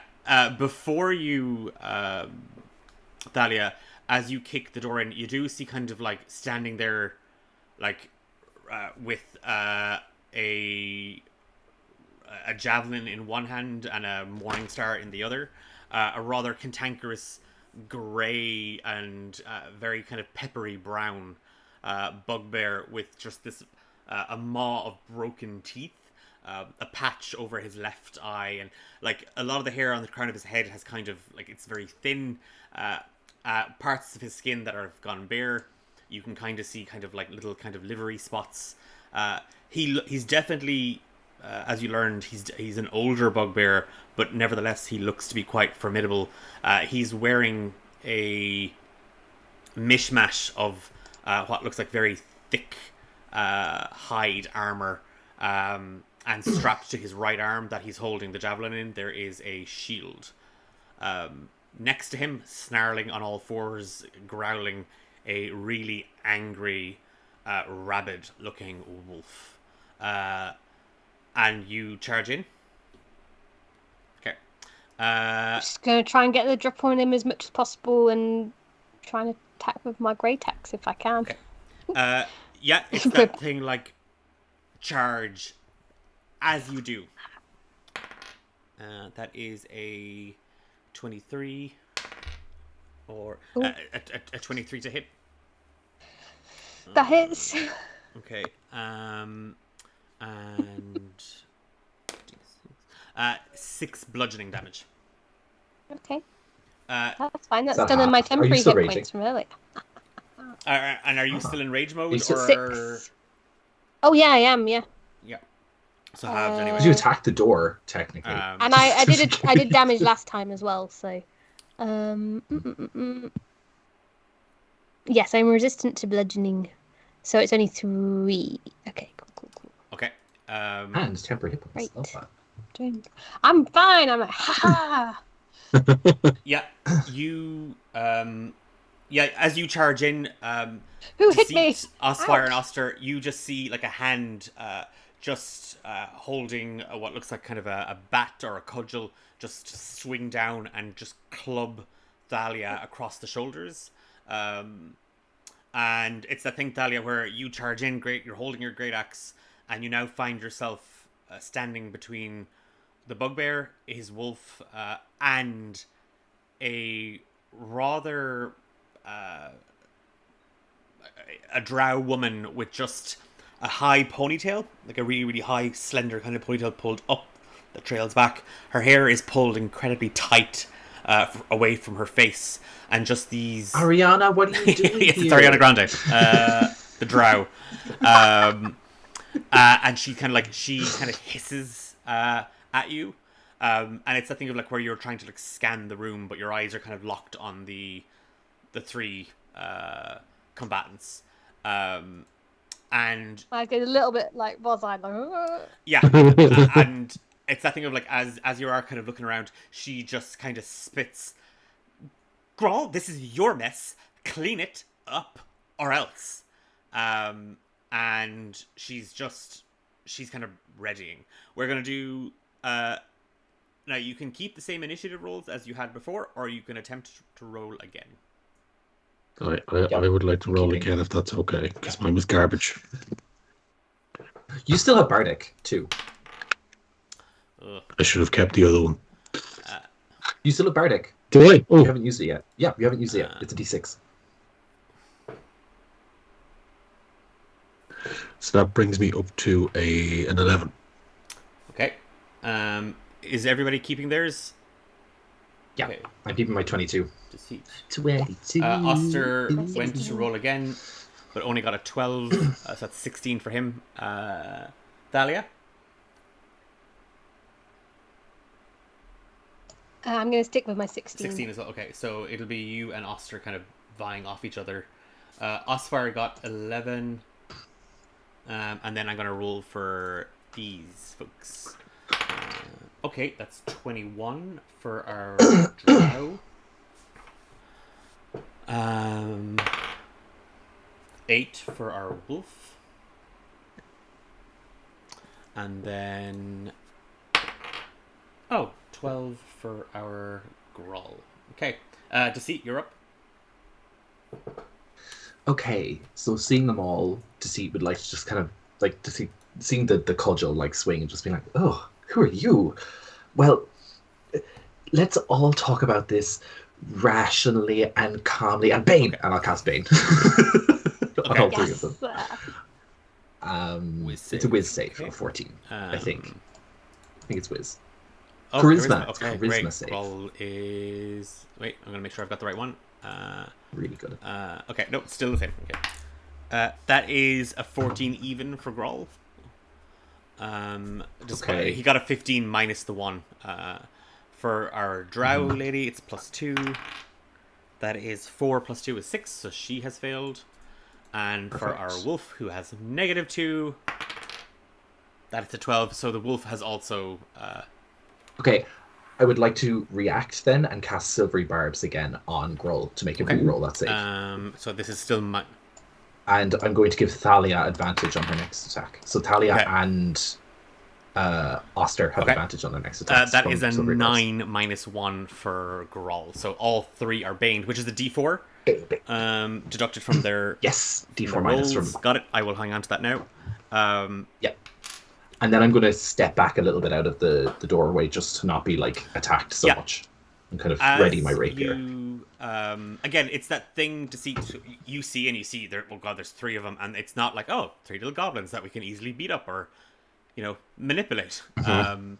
You kind of your eyes kind of lock on all 3, and it's that like thing of like you're kind of grinding your teeth a little, and it's partially out of frustration, but it's also that noise that makes, and people don't like that noise, and you start to amplify it as you cast Bane, and they're all like, oh, what is that? And even the wolf, it does that little thing where it puts its paws on its snout, and it even tries to like block his ears as all 3 are baned.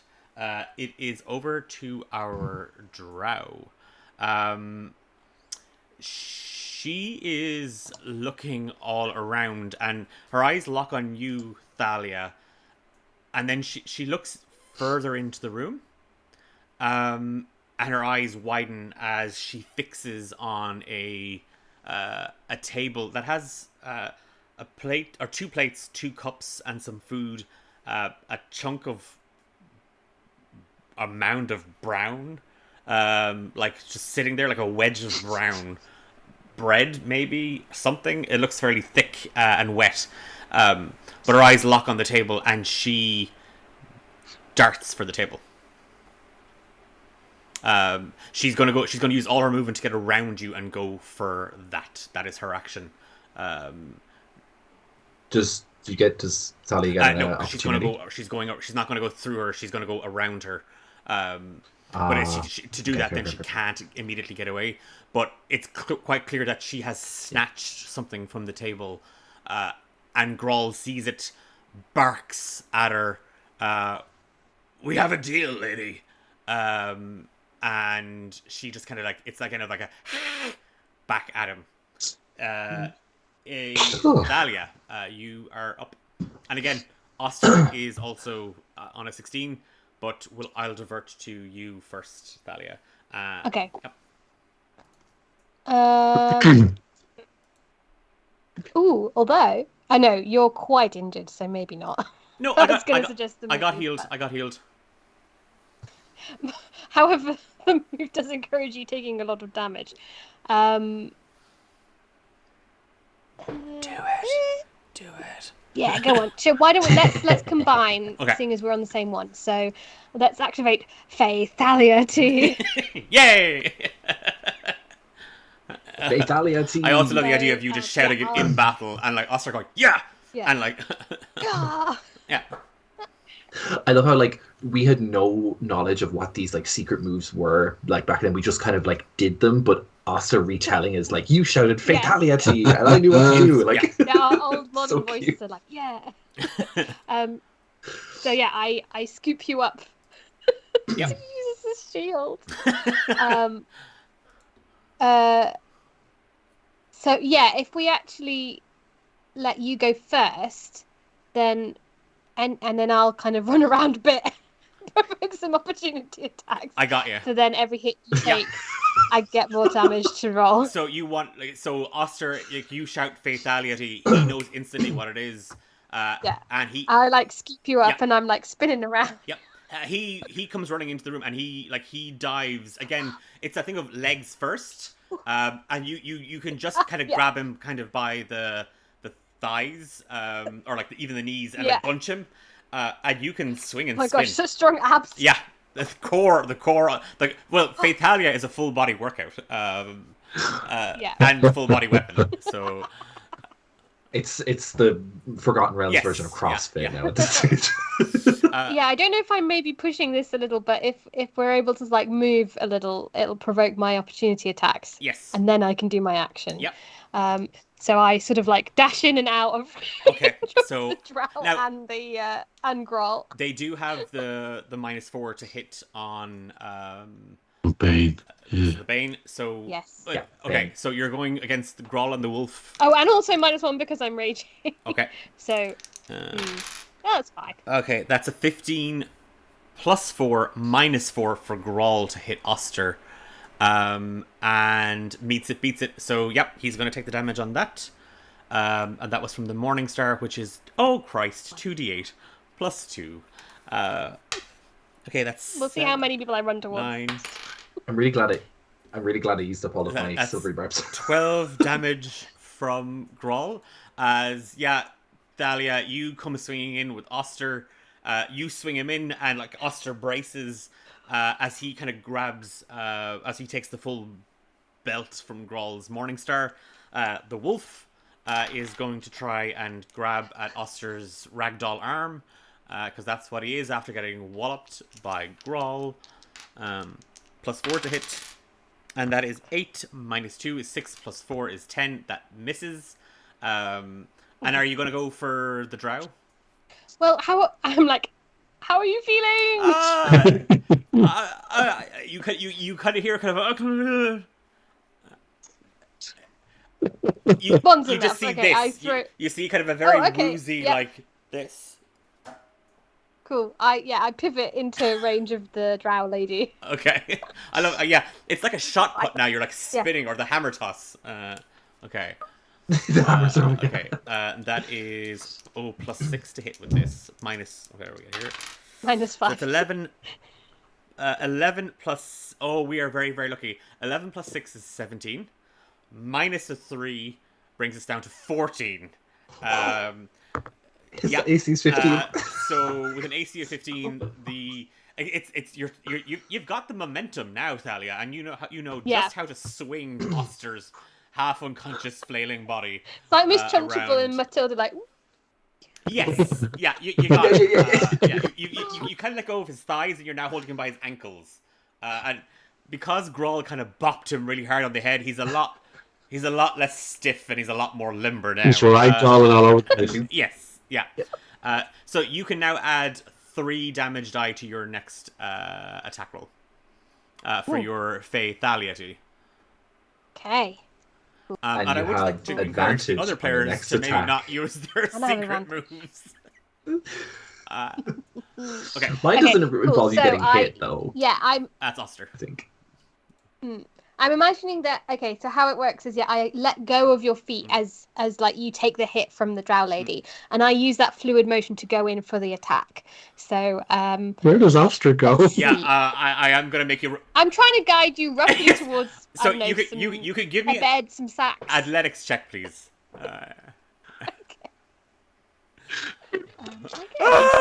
Out a window. Oh, you're raging, so it's a athletics you get advantage on. Athletics is advantage, yes. Which is, oh gosh, maths. Hang on, calculator time. Oh, you also this 23. This will use your advantage for silvery barbs as well. Yes, Okay. Because it's for just the attack. it's just like the next thing that you do after silvery barbs, you get the advantage on. So this. it's not like you get to choose. Okay, cool. It's not inspiration. Okay. Okay, cool. At 23. Yeah. Okay. Yeah, it's that. Beautifully deliver you onto a soft. It was that you had such a good van because you've spun around the room now a couple of times, and you did see in one corner there was like bedding. It didn't look. It wasn't like a double special mattress foam space. It was some straw and some rags, and surely he can land and hit that. And you do, as you let Auster go, you aim him directly at it. He goes flying across the room past, like, you see Auster flying, Osfire, you see Auster, and it's like, boom, he's gone. And he hits the ground and kind of rolls. And then you just all see kind of like a hand in the air with a thumbs up. And I just a lot of like, as he tries not to vomit. Let you go. And then, I let you go, and in a beautiful movement, like, catch my axe and swing it at this lady. So I don't get advantage on this. No, now. unfortunately not. 10. To hit? Damn. No, 10 does not hit, I'm afraid. No. Do I...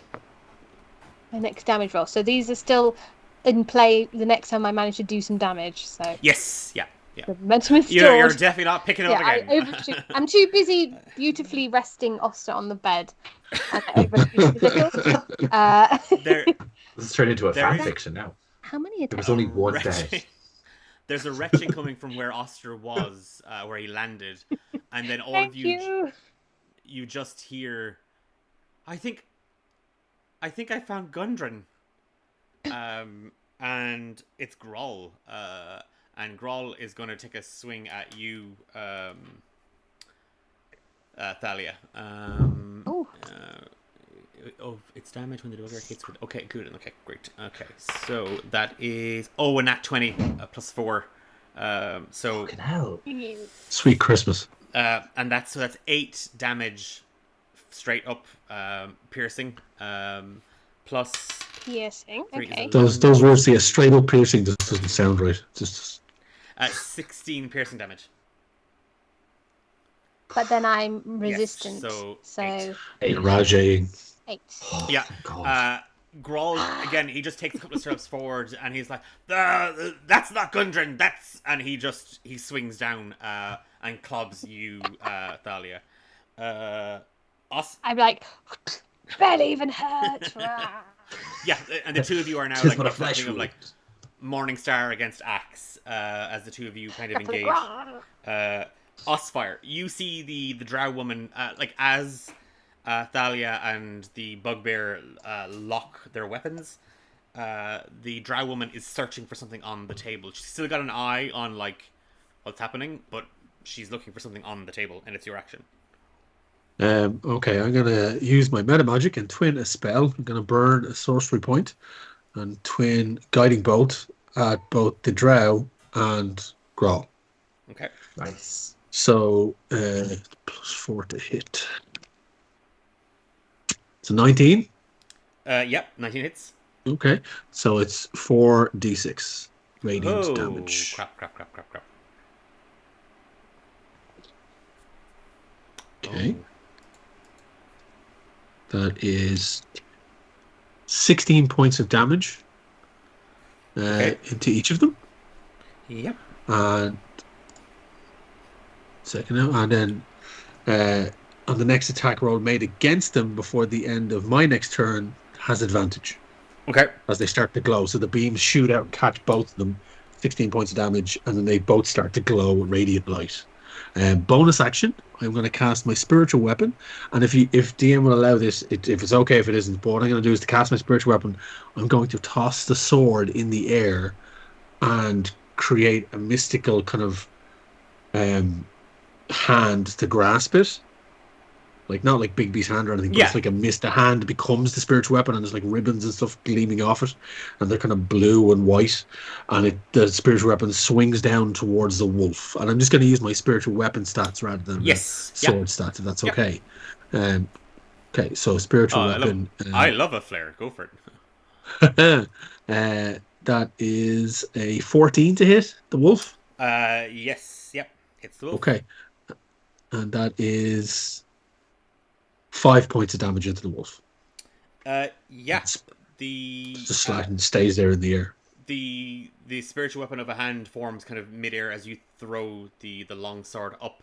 It grabs, and as it comes down, it's more the ribbons and tendrils that oot off it that like slap down on top of the wolf, and it yelps in pain, and it starts kind of growling and even tries to snap at some of those threads and pieces of fabric that dangle down from it, and it saw, like, the wolf saw you, Osfire, kind of like throw the sword up, like it thought something was getting thrown, its attention went up, it saw you, it growls viciously, and then it as it bares its teeth, it just lunges straight at you with its mouth for a bite. It's still baned, so that is a 3 plus 4 is 7 minus 1 is 6 to hit. No. Okay. It's that like it's it's the bane. It's the bane really helped there. Like. It did, yeah. It's that thing of like it goes to bite, but it's half distracted by the spiritual weapon, so it's also trying to tear that out of the air, and it's kind of bewildered as to what's going on, and Grawl just roars out, "Guards!" And again, his voice just booms throughout Cragmaw Castle. It is Deceit's action. I would like to react to that shout and just run in with my rapier and give him a good stabbing. Yeah. Sorry, my camera, like my Skype keeps like freezing, so if I'm like jutting around, I'm sorry.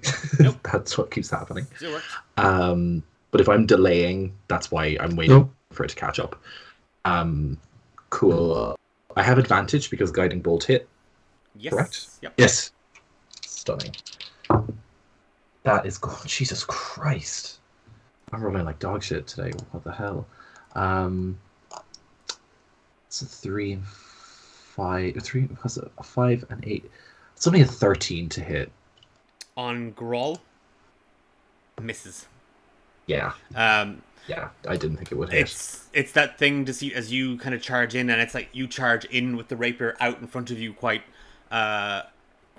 majestically, if not a little overconfidently, as you see Grawl locked in arms with Thallia, kind of wrestling each other with Morningstar and Axe. And it's that thing of he just manages to bounce Thallia back, just like nudge her back with his Morningstar, and he swings and he just bounces it off the tip of your rapier, and it's like, oh, I'm going over here now, as you kind of like do a full ball change, and like you kind of miss. Kickball change. Yeah. Bonus action. Yeah.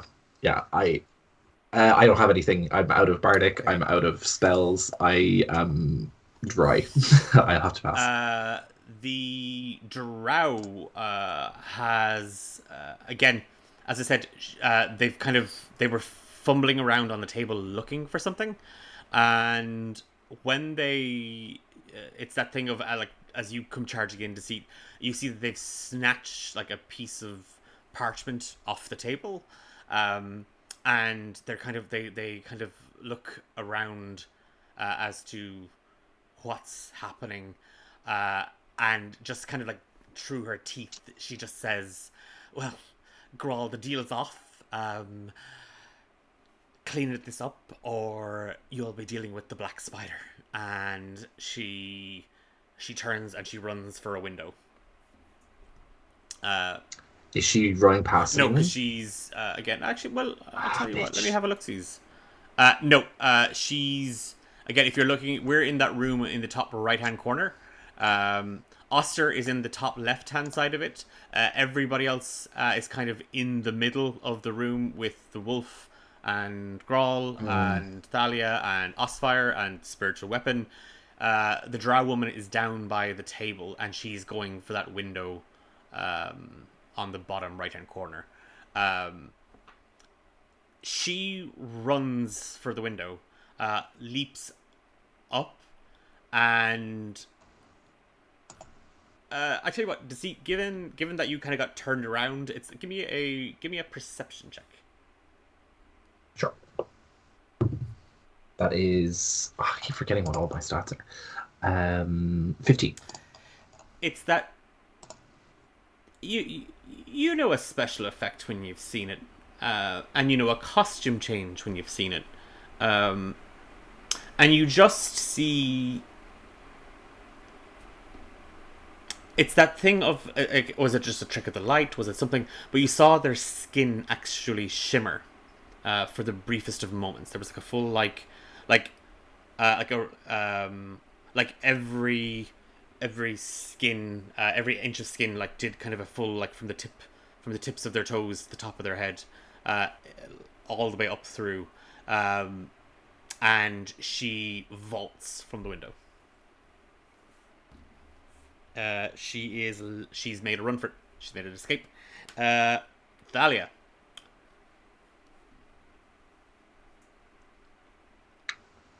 You're muted, Philippa. Ooh, you're muted. Can we hear any response to Growl's shout? Oh my god. You definitely hear commotion coming from beyond, but you don't know if that's the party after picking up again or what. Or what? Okay. And I'm gonna click on my lights because I'm going slowly blind from my mind. Is the drought definitely like gone? Or if I were to also fling myself out of a window? You can certainly try give chase, yes. Yeah. It sounds like she has something important. I'm like saying this as I'm like grappling and I'm like thoughts? Plan C? Plan D? I thought Plan D was setting the owlbear on fire. I mean, that could work. That would be fun.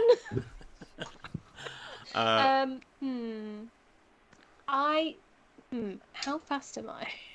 Sorry, this has changed everything. I had a plan. My walking speed is 35, so I could disengage and try and run after her. Yeah. But we need Gundren and Groll's pretty good. No, I think I'm going to stick with. I think Thalia is locked in with Groll, grappling with him, and so I'm tackling Groll, I think. And someone else can always go after Drow Lady if needed. So, okay. Oh dear, I'm not rolling very well. That's not very good. That is maths. 13 Uh, to hit. to hit? No, it does not hit. No, I didn't think so. Okay, in that case, let's do a little bonus action. Oops, excuse me. Let's do a little roar. I'm going to do a daunting roar as my bonus action. Creatures of my choice 10 feet. So yeah, I'm just going to choose Groll, and I guess the wolf as well is within 10 feet. Must succeed on a wisdom saving throw, DC 13, or become frightened. Okay. And does the Bane still carry through on this? Okay. Mm-hmm.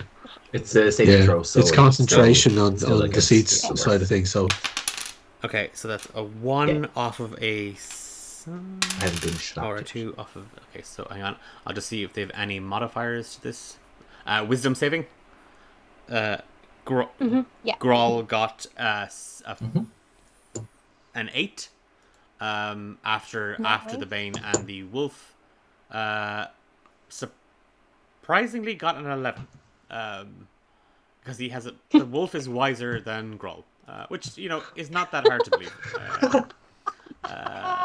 Yeah. Cool. Okay. Yeah. So I sort of I position myself so that they're more facing back towards the main bit of the castle, and then I just let out a huge roar, powered again by this rage, and there's like still wisps of like death burp coming out. Okay. And frighten them back towards, and sort of try and encourage them back towards the main part of the castle rather than out any windows. So they're frightened of me until the end of my next turn. So, and when they're frightened, they immediately have to run away. They can't come any closer, and I think they have to try and. Oh, they have to use their movement on their turn to get away from you. Yes. Yeah. Okay. Yeah. And if they attack you, they have disadvantage or something like that. And they can't come any closer to me than they already are. So I think what's going to happen is Groll is going to take an attack at disadvantage, but will then immediately, if unsuccessful, run away. If it's unsuccessful. Yeah. So that is, and also a -1 as well. -1 and minus the Bane as well, which is great. It's great. It's great to be Groll. So. Love that is a 14, -1 is 13, +4 is 17, minus the Bane is a 15 to hit. Yep, that hits. Okay. So again... My armor class is 14, so... 2d8. Damn. 6 + 2 is 8, +3 is 11 piercing damage. Okay, so 5? Yep. If it's harm? 5 piercing damage. And it's that thing of like you see he's pumping, the sweat's pumping out of him as you kind of you're bearing down with the great axe, and it's that thing of like oh god, and he sees the drow woman just leap out the window, and it's like fuck, and he swoops down like to try and get away from you, sees he has an opportunity to like get a hit in, and he swings back and he catches you, Thallia, into the flat of your shoulder. Osfire. I've taken a few hits, but I'm still just like full lion's roar, like spittle flying off my fangs. Just did you say he runs away? He's not going to. He's sticking. He would run away if he missed the attack. He was going to leg it. But he got one in on her. So yeah. Did you say it was my go? Yes. Yeah. Yeah. I'm engaged with the wolf, haven't I? Yes, yeah. Okay. Well, your spiritual weapon is engaged with the wolf, so... Okay. Yeah. Yeah, so, okay. Can I move? Am I in within the range of attack? I mean, from here, you can attack Groll or the wolf. If you move, the only one that you're going to get an opportunity, that'll get an opportunity against you is the wolf. Groll won't get an attack of opportunity against you. I kind of want to move towards the window to see if I can catch your one. So I will roll for the wolf, who has not rolled well. And I think he has a +4 to this. So that is 14 to hit. That does not hit.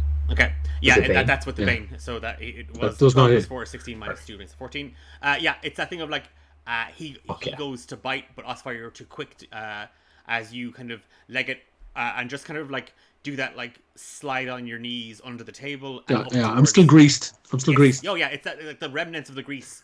You run for the table. He goes to bite. He takes a chunk out of the table as you slide under it, and you are up on your toes, looking out over the windowsill, out through the window, and you see the drow woman about 10 feet below.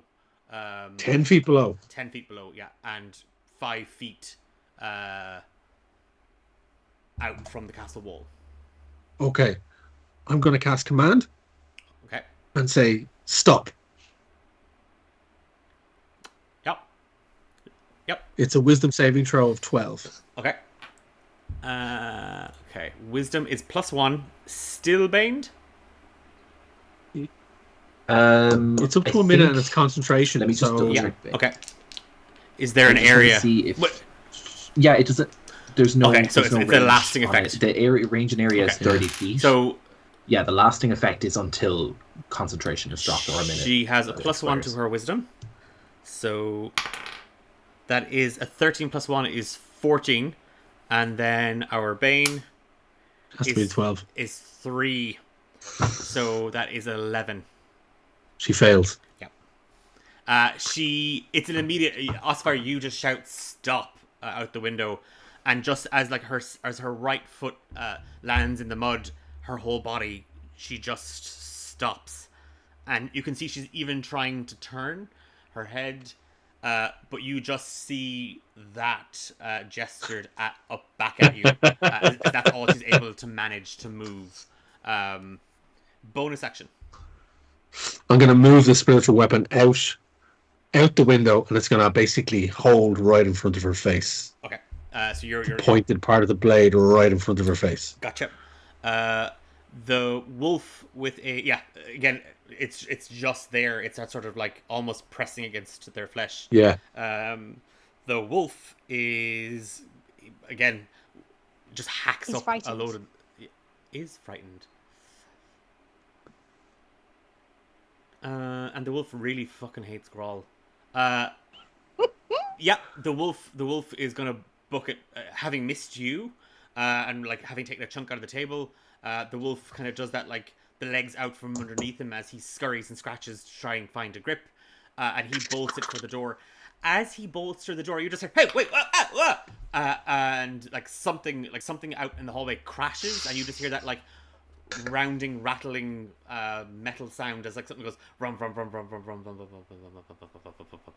I'm like, oh man, the cake. And it is deceit. You have one round of combat left before whatever's out in the hall is about to make its way in. Perfect. Deceit is going to leg it out the window. It's going to leg it towards the window and jump out. I'm probably going to provoke an opportunity from Crawl. You will, yes. Because I engaged. I attacked him last turn. I meleeed him last turn, so I'm fine with that. And you should be, because that's 4 plus 4. 4 plus 4 is 8. Minus 2 is 6 to hit. Poor Grawl. Yeah.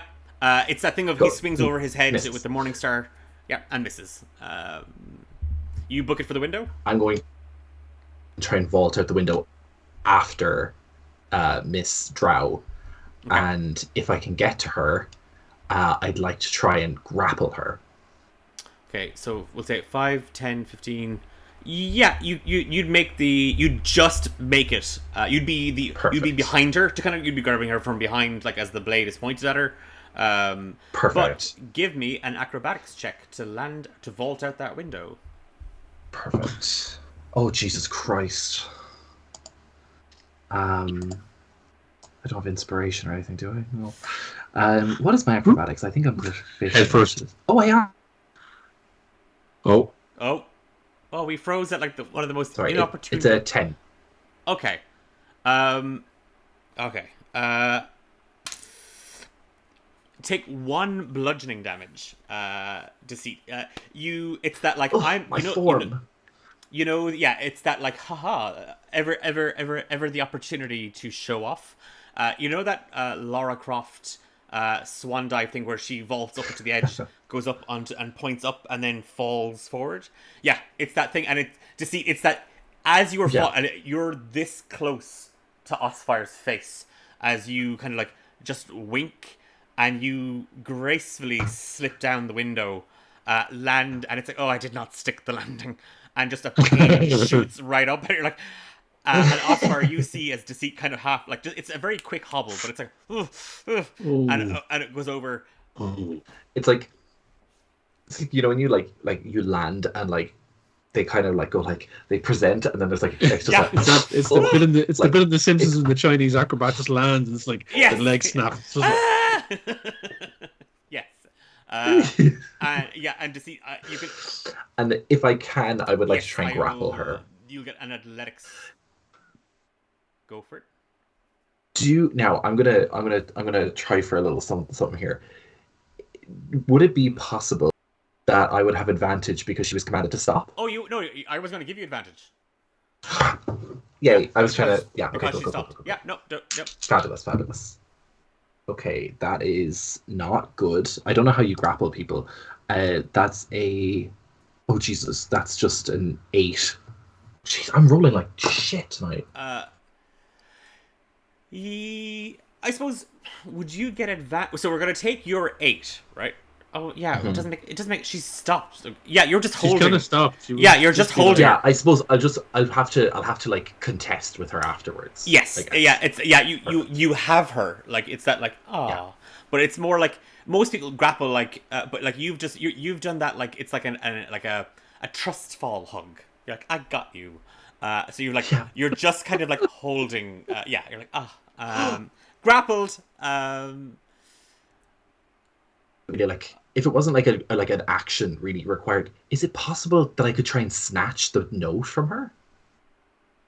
If I can just hold her because she stopped. Okay, but then you won't be grappling her. So if you want. Yeah, no, I think I'm fine with that. Okay, so you start like. It's that thing of you go to search and you see that she's still holding it in her left hand as you yoink. Because if like Deceit wouldn't grapple someone. Like, I mean, if she was frozen, he'd like they'd hold on to her or whatever. But like, I think the note is more important. Yes, you have you're able to pull it from her hand. Perfect. Oh, it's that thing of like you get it and you start to unfurl it. As we come back to, I believe it's Grawl next. Who is still frightened. Sorry for the confused term. No, it's the drow. She has to make a wisdom save to get out of No, it's just till her next turn, I think. Oh, okay. Well, then it's her turn. Oh, no, it's the... It's before under command. Target must do the wisdom saving throw. Follow the command. She has to take the stop action for this turn. It's until Wayne's turn. Gotcha. Okay. She only fills up at Wayne's next turn. Perfect. Okay. I love command. Yeah, that's so fine. Good. It is that thing that as you are closer to her, to see, you can see that her she's starting the effects of it are starting to wane. Pardon the weird pun. Sorry, but and Osfire, you do even feel the magic sort of diminishing a little bit. But it is Auster and Thallia, and Osfire and Thallia, you do hear what sounds like chest compressions and CPR coming from the corner where Auster has landed. Thallia. So I glance over and is Auster dealing with Gundren? Yeah, Auster is like full on he's performing chest compressions. In that case, I'll leave Auster to it. Yeah, you just hear like oh please be alive! Oh please be alive! Okay. Let's try this again. Okay. Swing my great axe at Grawl. Right, come on. Do you have reckless attack? Do I? Do barbarians get reckless attack? Is that a barbarian thing? Yes, but for It's something I think you get it. I don't know if you get it this early on. Yeah, I don't know if I have. I think it's a path you choose. Yeah. Yeah, I No, don't it's think it's my at pack second has that. level. Mine is the magic surgeon stuff. It's Let a me- second level feature. It's not on my Reckless D&D attacks Beyond thing, but I do starting Yeah, at I remember think- second the... level. Hang on, You let can me... throw aside concern. It's just second level. I think it's just base barbarian class. Yeah, let It's me... just base. It's not. Mhm. It's not part It's of you any get it with class or. you get it with danger sense at the same time. Oh, okay. Oh, yeah! Nifty. Oh, yeah. I Well, haven't thanks, played D&D a Beyond. bar- Yeah, I go on, I'll haven't played a do... barbarian in a while. Yeah, Okay. let me I, throw see, aside I all haven't this played a stuff. barbarian ever, and I just keep looking at the rules because I really want to play one soon. Yes, let me do some reckless attacking. It means that the next attack against you gets advantage, Has though, advantage, yes. Yes. Well, hopefully there won't be a next attack. So, right, with your damage dice. let's go. Okay. 15. Well, I rolled the exact same on both, but I think I've got it this time. So that's +6, 21 to hit. Yes, that hits. Right. Got these extra damage Is dice. it 21? So I have 3 extra damage dice. Was that right? Yes, yeah. Yep. Great. So let's do That's so slay. 4d12. Oh. Sweet Christmas. Here we go. This guy's toast. Thalia performed a murder at the murder party. Just rolled an 11. The 1 plus 4. That's 16 total damage. Okay. Yeah, it's that thing, Thalia, where you you're just kind of annoyed that you missed the first time and everyone saw it. And that you just grip. Oh, +2. So actually, sorry. What was another 18. +2 to that? 18. Yeah, I mean, it's still it's 17. still going to be a fatality. And this Fatality. is to Finish him. kill, right? Yeah. Okay. Yeah.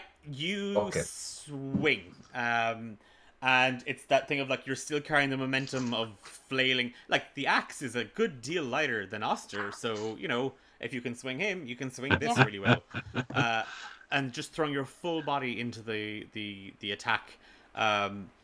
You let the axe go a little bit till like you're holding almost just the tip, and it's just and there's nothing for a moment. You're like, what the hell? You're like, what? Did I just? Because the cut was so clean as you took Groll's head off, and Osfire. It's that thing of like, wait, what? And you look over your shoulder, and as Auster kind of looks up, and you all just see it kind of just flying through the air, and you just it's that like celebrate the murder bath, and like there's a conga line of goblins and hobgoblins with Plot Bucket in the front being like, and they're like, and Plot Bucket is covered head to toe in blood, and like Groll's head just goes flying over, and in the middle, And yeah. I shout, "Happy birthday, Pot Bucket! Here's a present for you." Groll's head lands twack into the middle of like the tray that 2 hobgoblins were carrying that had a cake on it, and there's just audible like Happy birthday! it is over to the wolf is out. It is over to Osfire. I'm gonna seeing that Thalia has that covered, and I know that my command spell is gonna wear off anytime now. I'm gonna climb out the window and kind of, and then probably tumble and fall because of my height and size. I'll give you an acrobatics check if you want. Yes, do please, yeah. It's gonna be fun. Athletics or acrobatics? Well, athletics if you're trying to climb down, acrobatics if you're just throwing yourself out. I'm gonna try and climb down. Yeah, makes sense. 17. Yeah, you're fine. You're able. Like, there's like odd rocks just jutting out of it, and like it's actually kind of a bit of a slope. So yes, you do. You shimmy down. And with the spiritual weapon above her head, I'm gonna ready another guiding bolt, and then take out my mace and just walk up to her and go, "Y'all want to be standing real still, because we got you surrounded. So don't be making any sudden moves." You can see, and again, it's that thing, Osfire, where you knew the magic was fading, and with your weapon drawn and spiritual weapon still pointed at her, she lowers her left hand that she had been using to give you the bird, but it's that thing where it kind of goes to her hip, and she seems to be reaching for her weapon. Now she's not done anything because she was stopped. Yeah. But she's not reacted. She just kind of, it's that thing of like her eyes fix. She can't turn yet. But yeah, you see her body kind of tense a little. Wolf is out. Yep.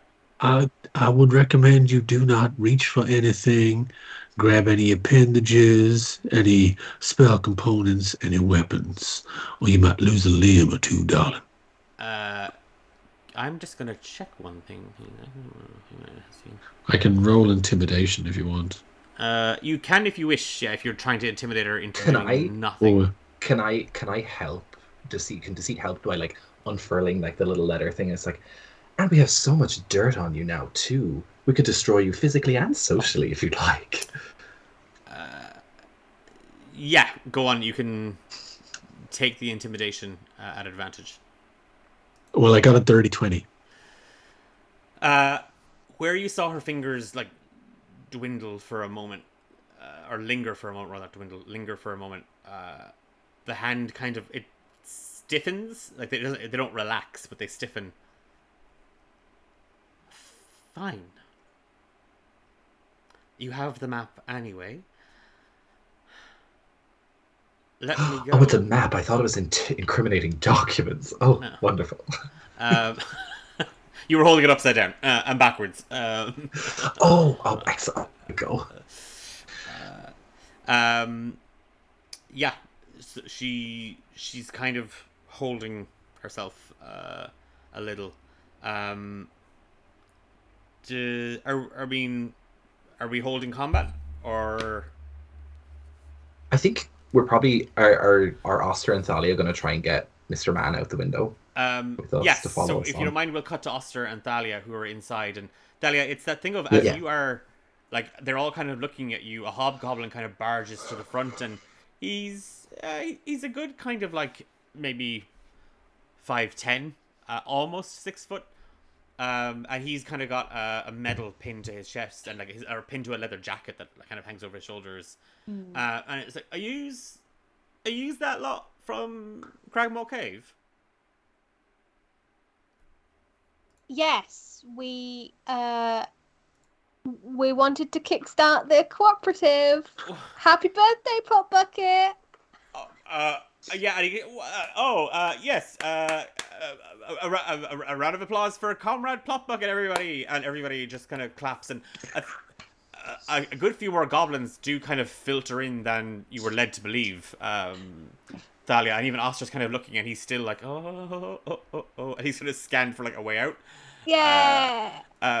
It's like, all right, well, I mean, they elected me chapter president over there, so and Grohl's been. Then you should hold the elections for the person for here. Yeah, we should hold the elections for the person here. And he looks around the room, and everyone's like, yeah.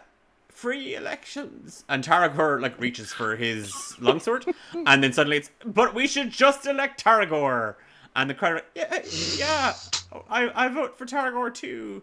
And everybody just puts their hand up as they vote for Taragor to be the president of the Unionized Goblins and Hobgoblins Limited. And he's kind of fixed a look on you. Is there something we can do for you?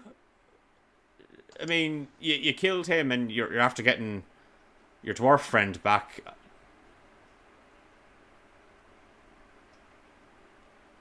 I look at Auster, and then I look out the window, and I'm like, do we want anything?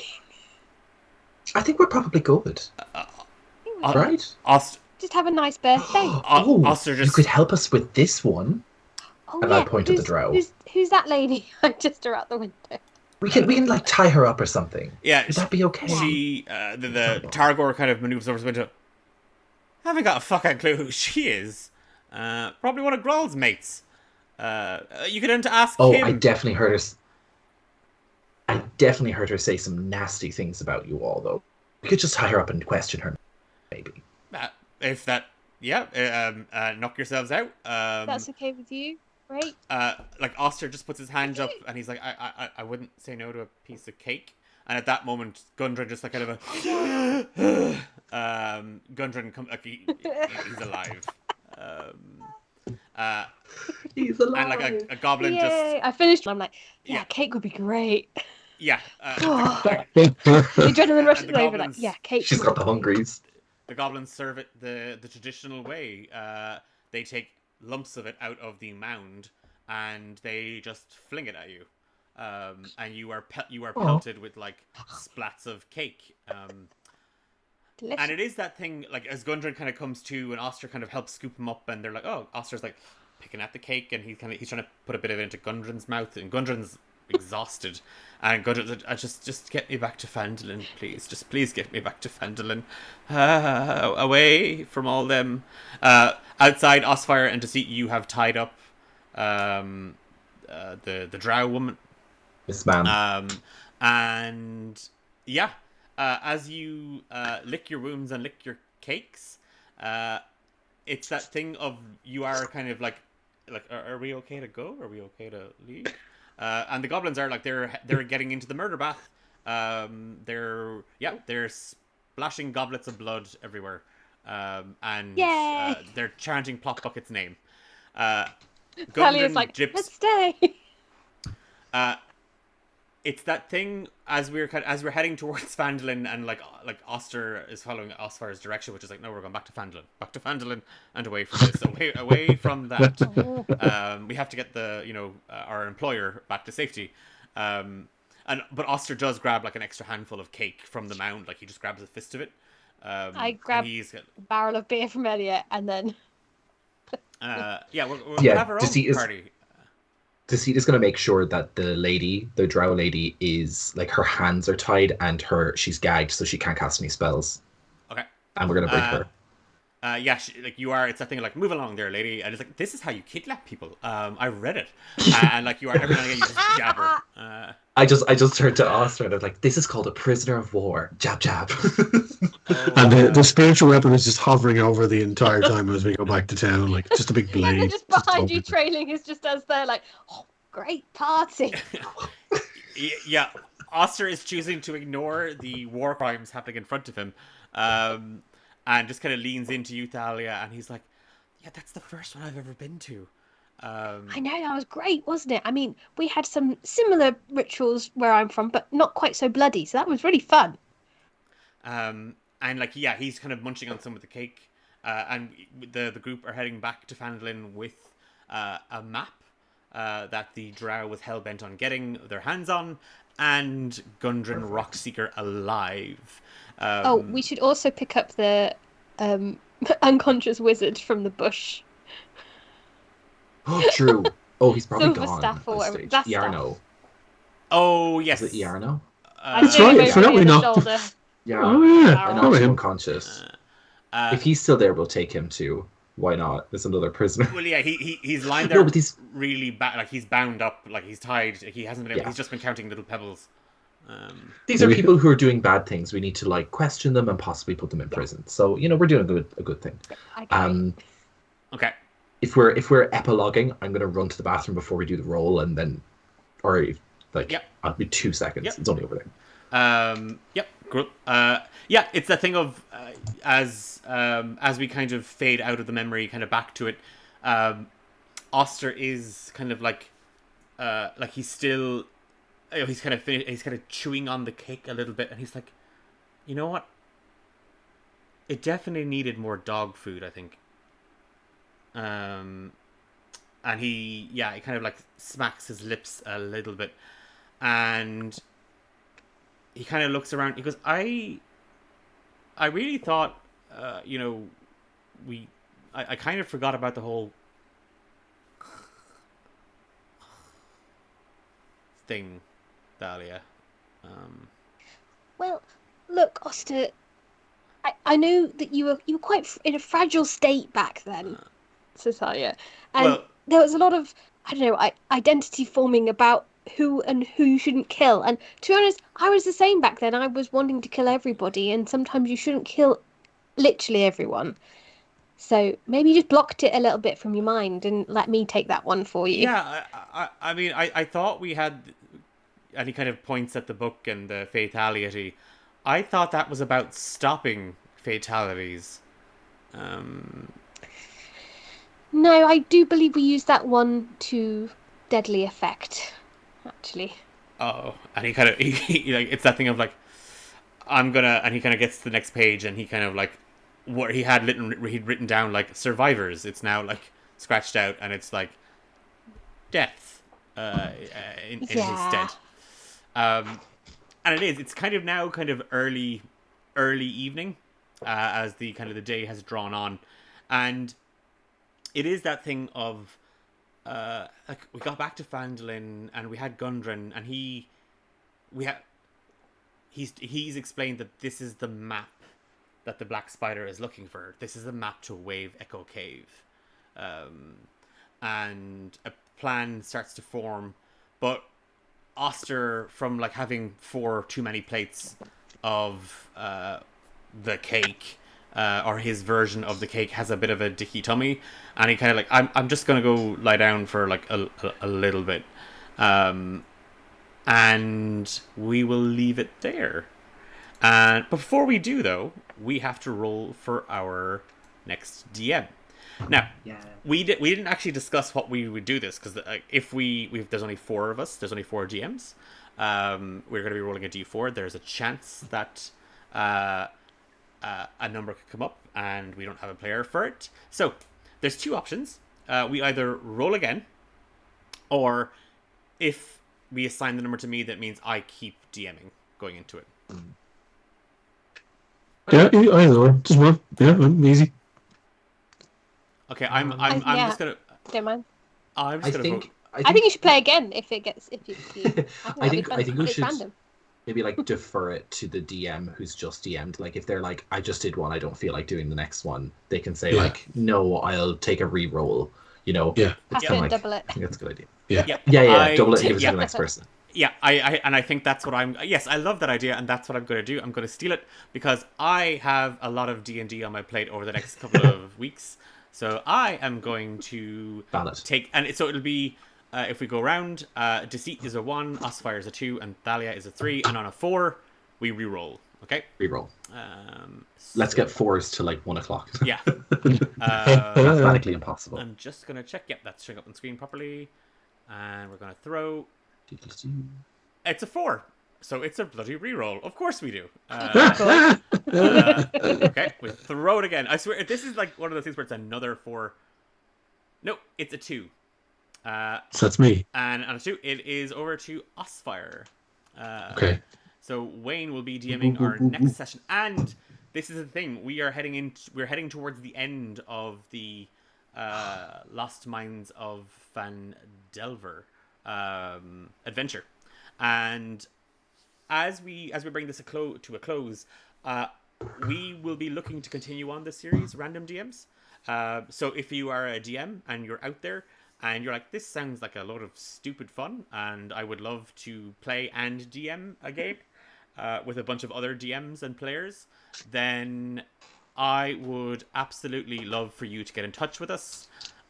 You can contact us on Twitter at D8Dungeon, or you can drop us an email, d8dungeon@gmail.com, or you just reach out to us on our server, our Discord server, and I've just dropped an invitation to it there. You can find us all over there.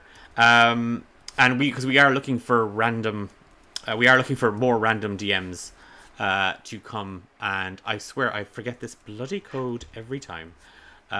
There we go.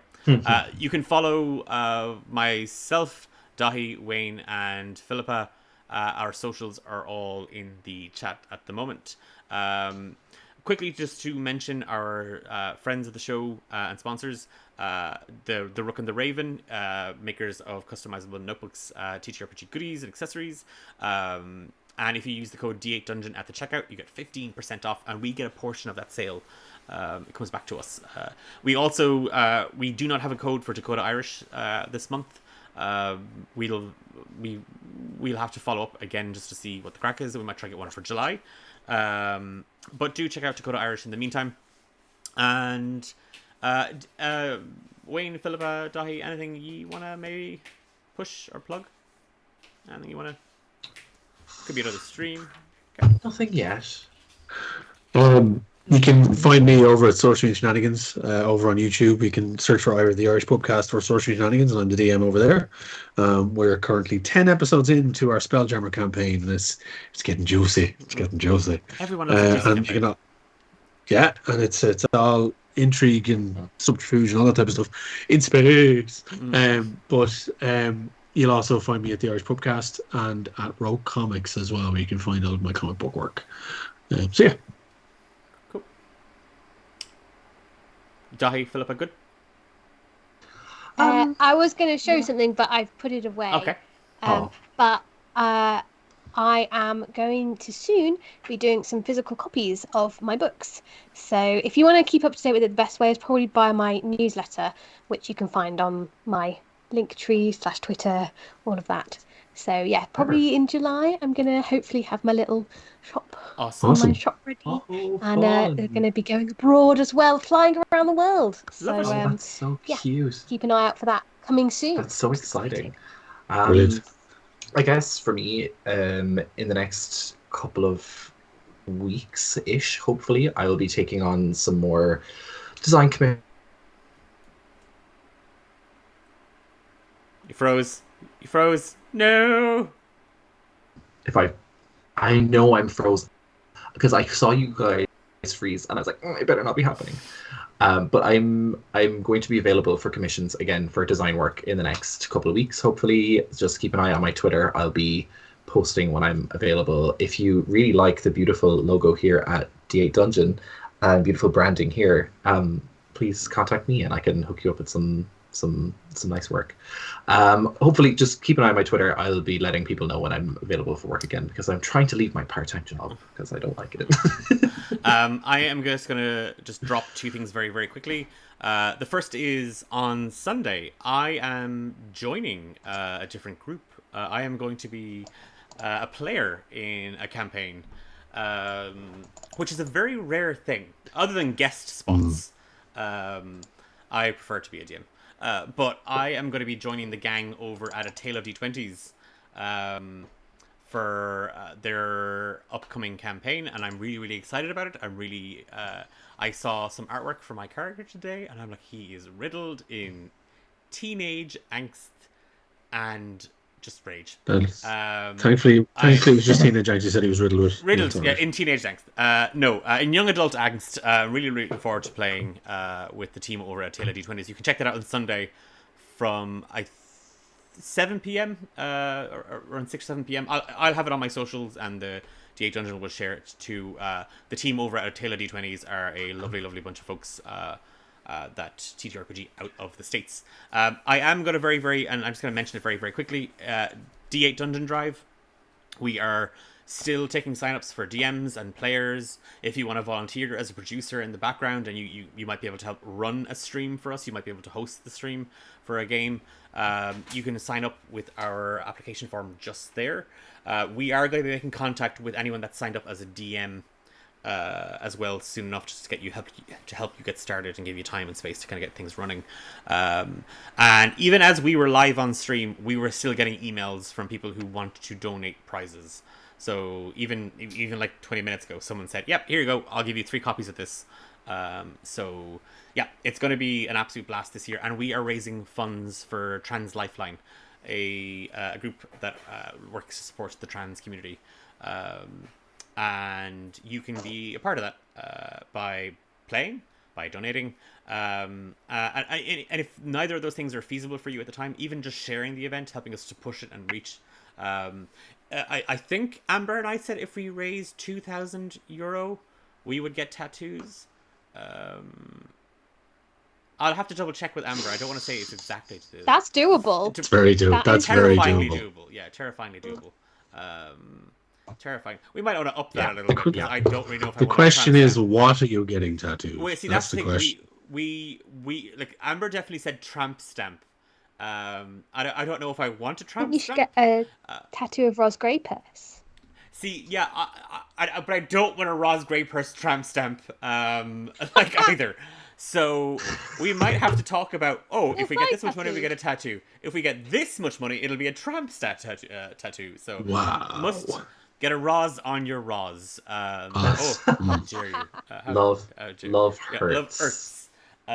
You need to get branded. You by could get Madonna. the cat arsehole tattoo. So use your belly button as Roz's Oh my bum. God, no! So you could just have that. How dare you? Roz is a lady. A really gruff, rough, about town lady. Just a little D8. Just a little Yeah. D8. See that's lovely and wholesome. Thank you, Philippa. And on that lovely, Right lovely underneath. image. There it is. D8 butthole. I'm going to say one last time, if you are a DM or a player and you maybe fancy trying your hand at DMing, we will be running our next adventure in Random DMs will be Dragon of Icespire Peak. And we are going to be looking for between 3 to 5 players and DMs to help that adventure work through. So get in touch if you think it's up your street. And until 2 weeks' time, we will have a good one. Mind yourselves, and we will see you very, very soon. All the best.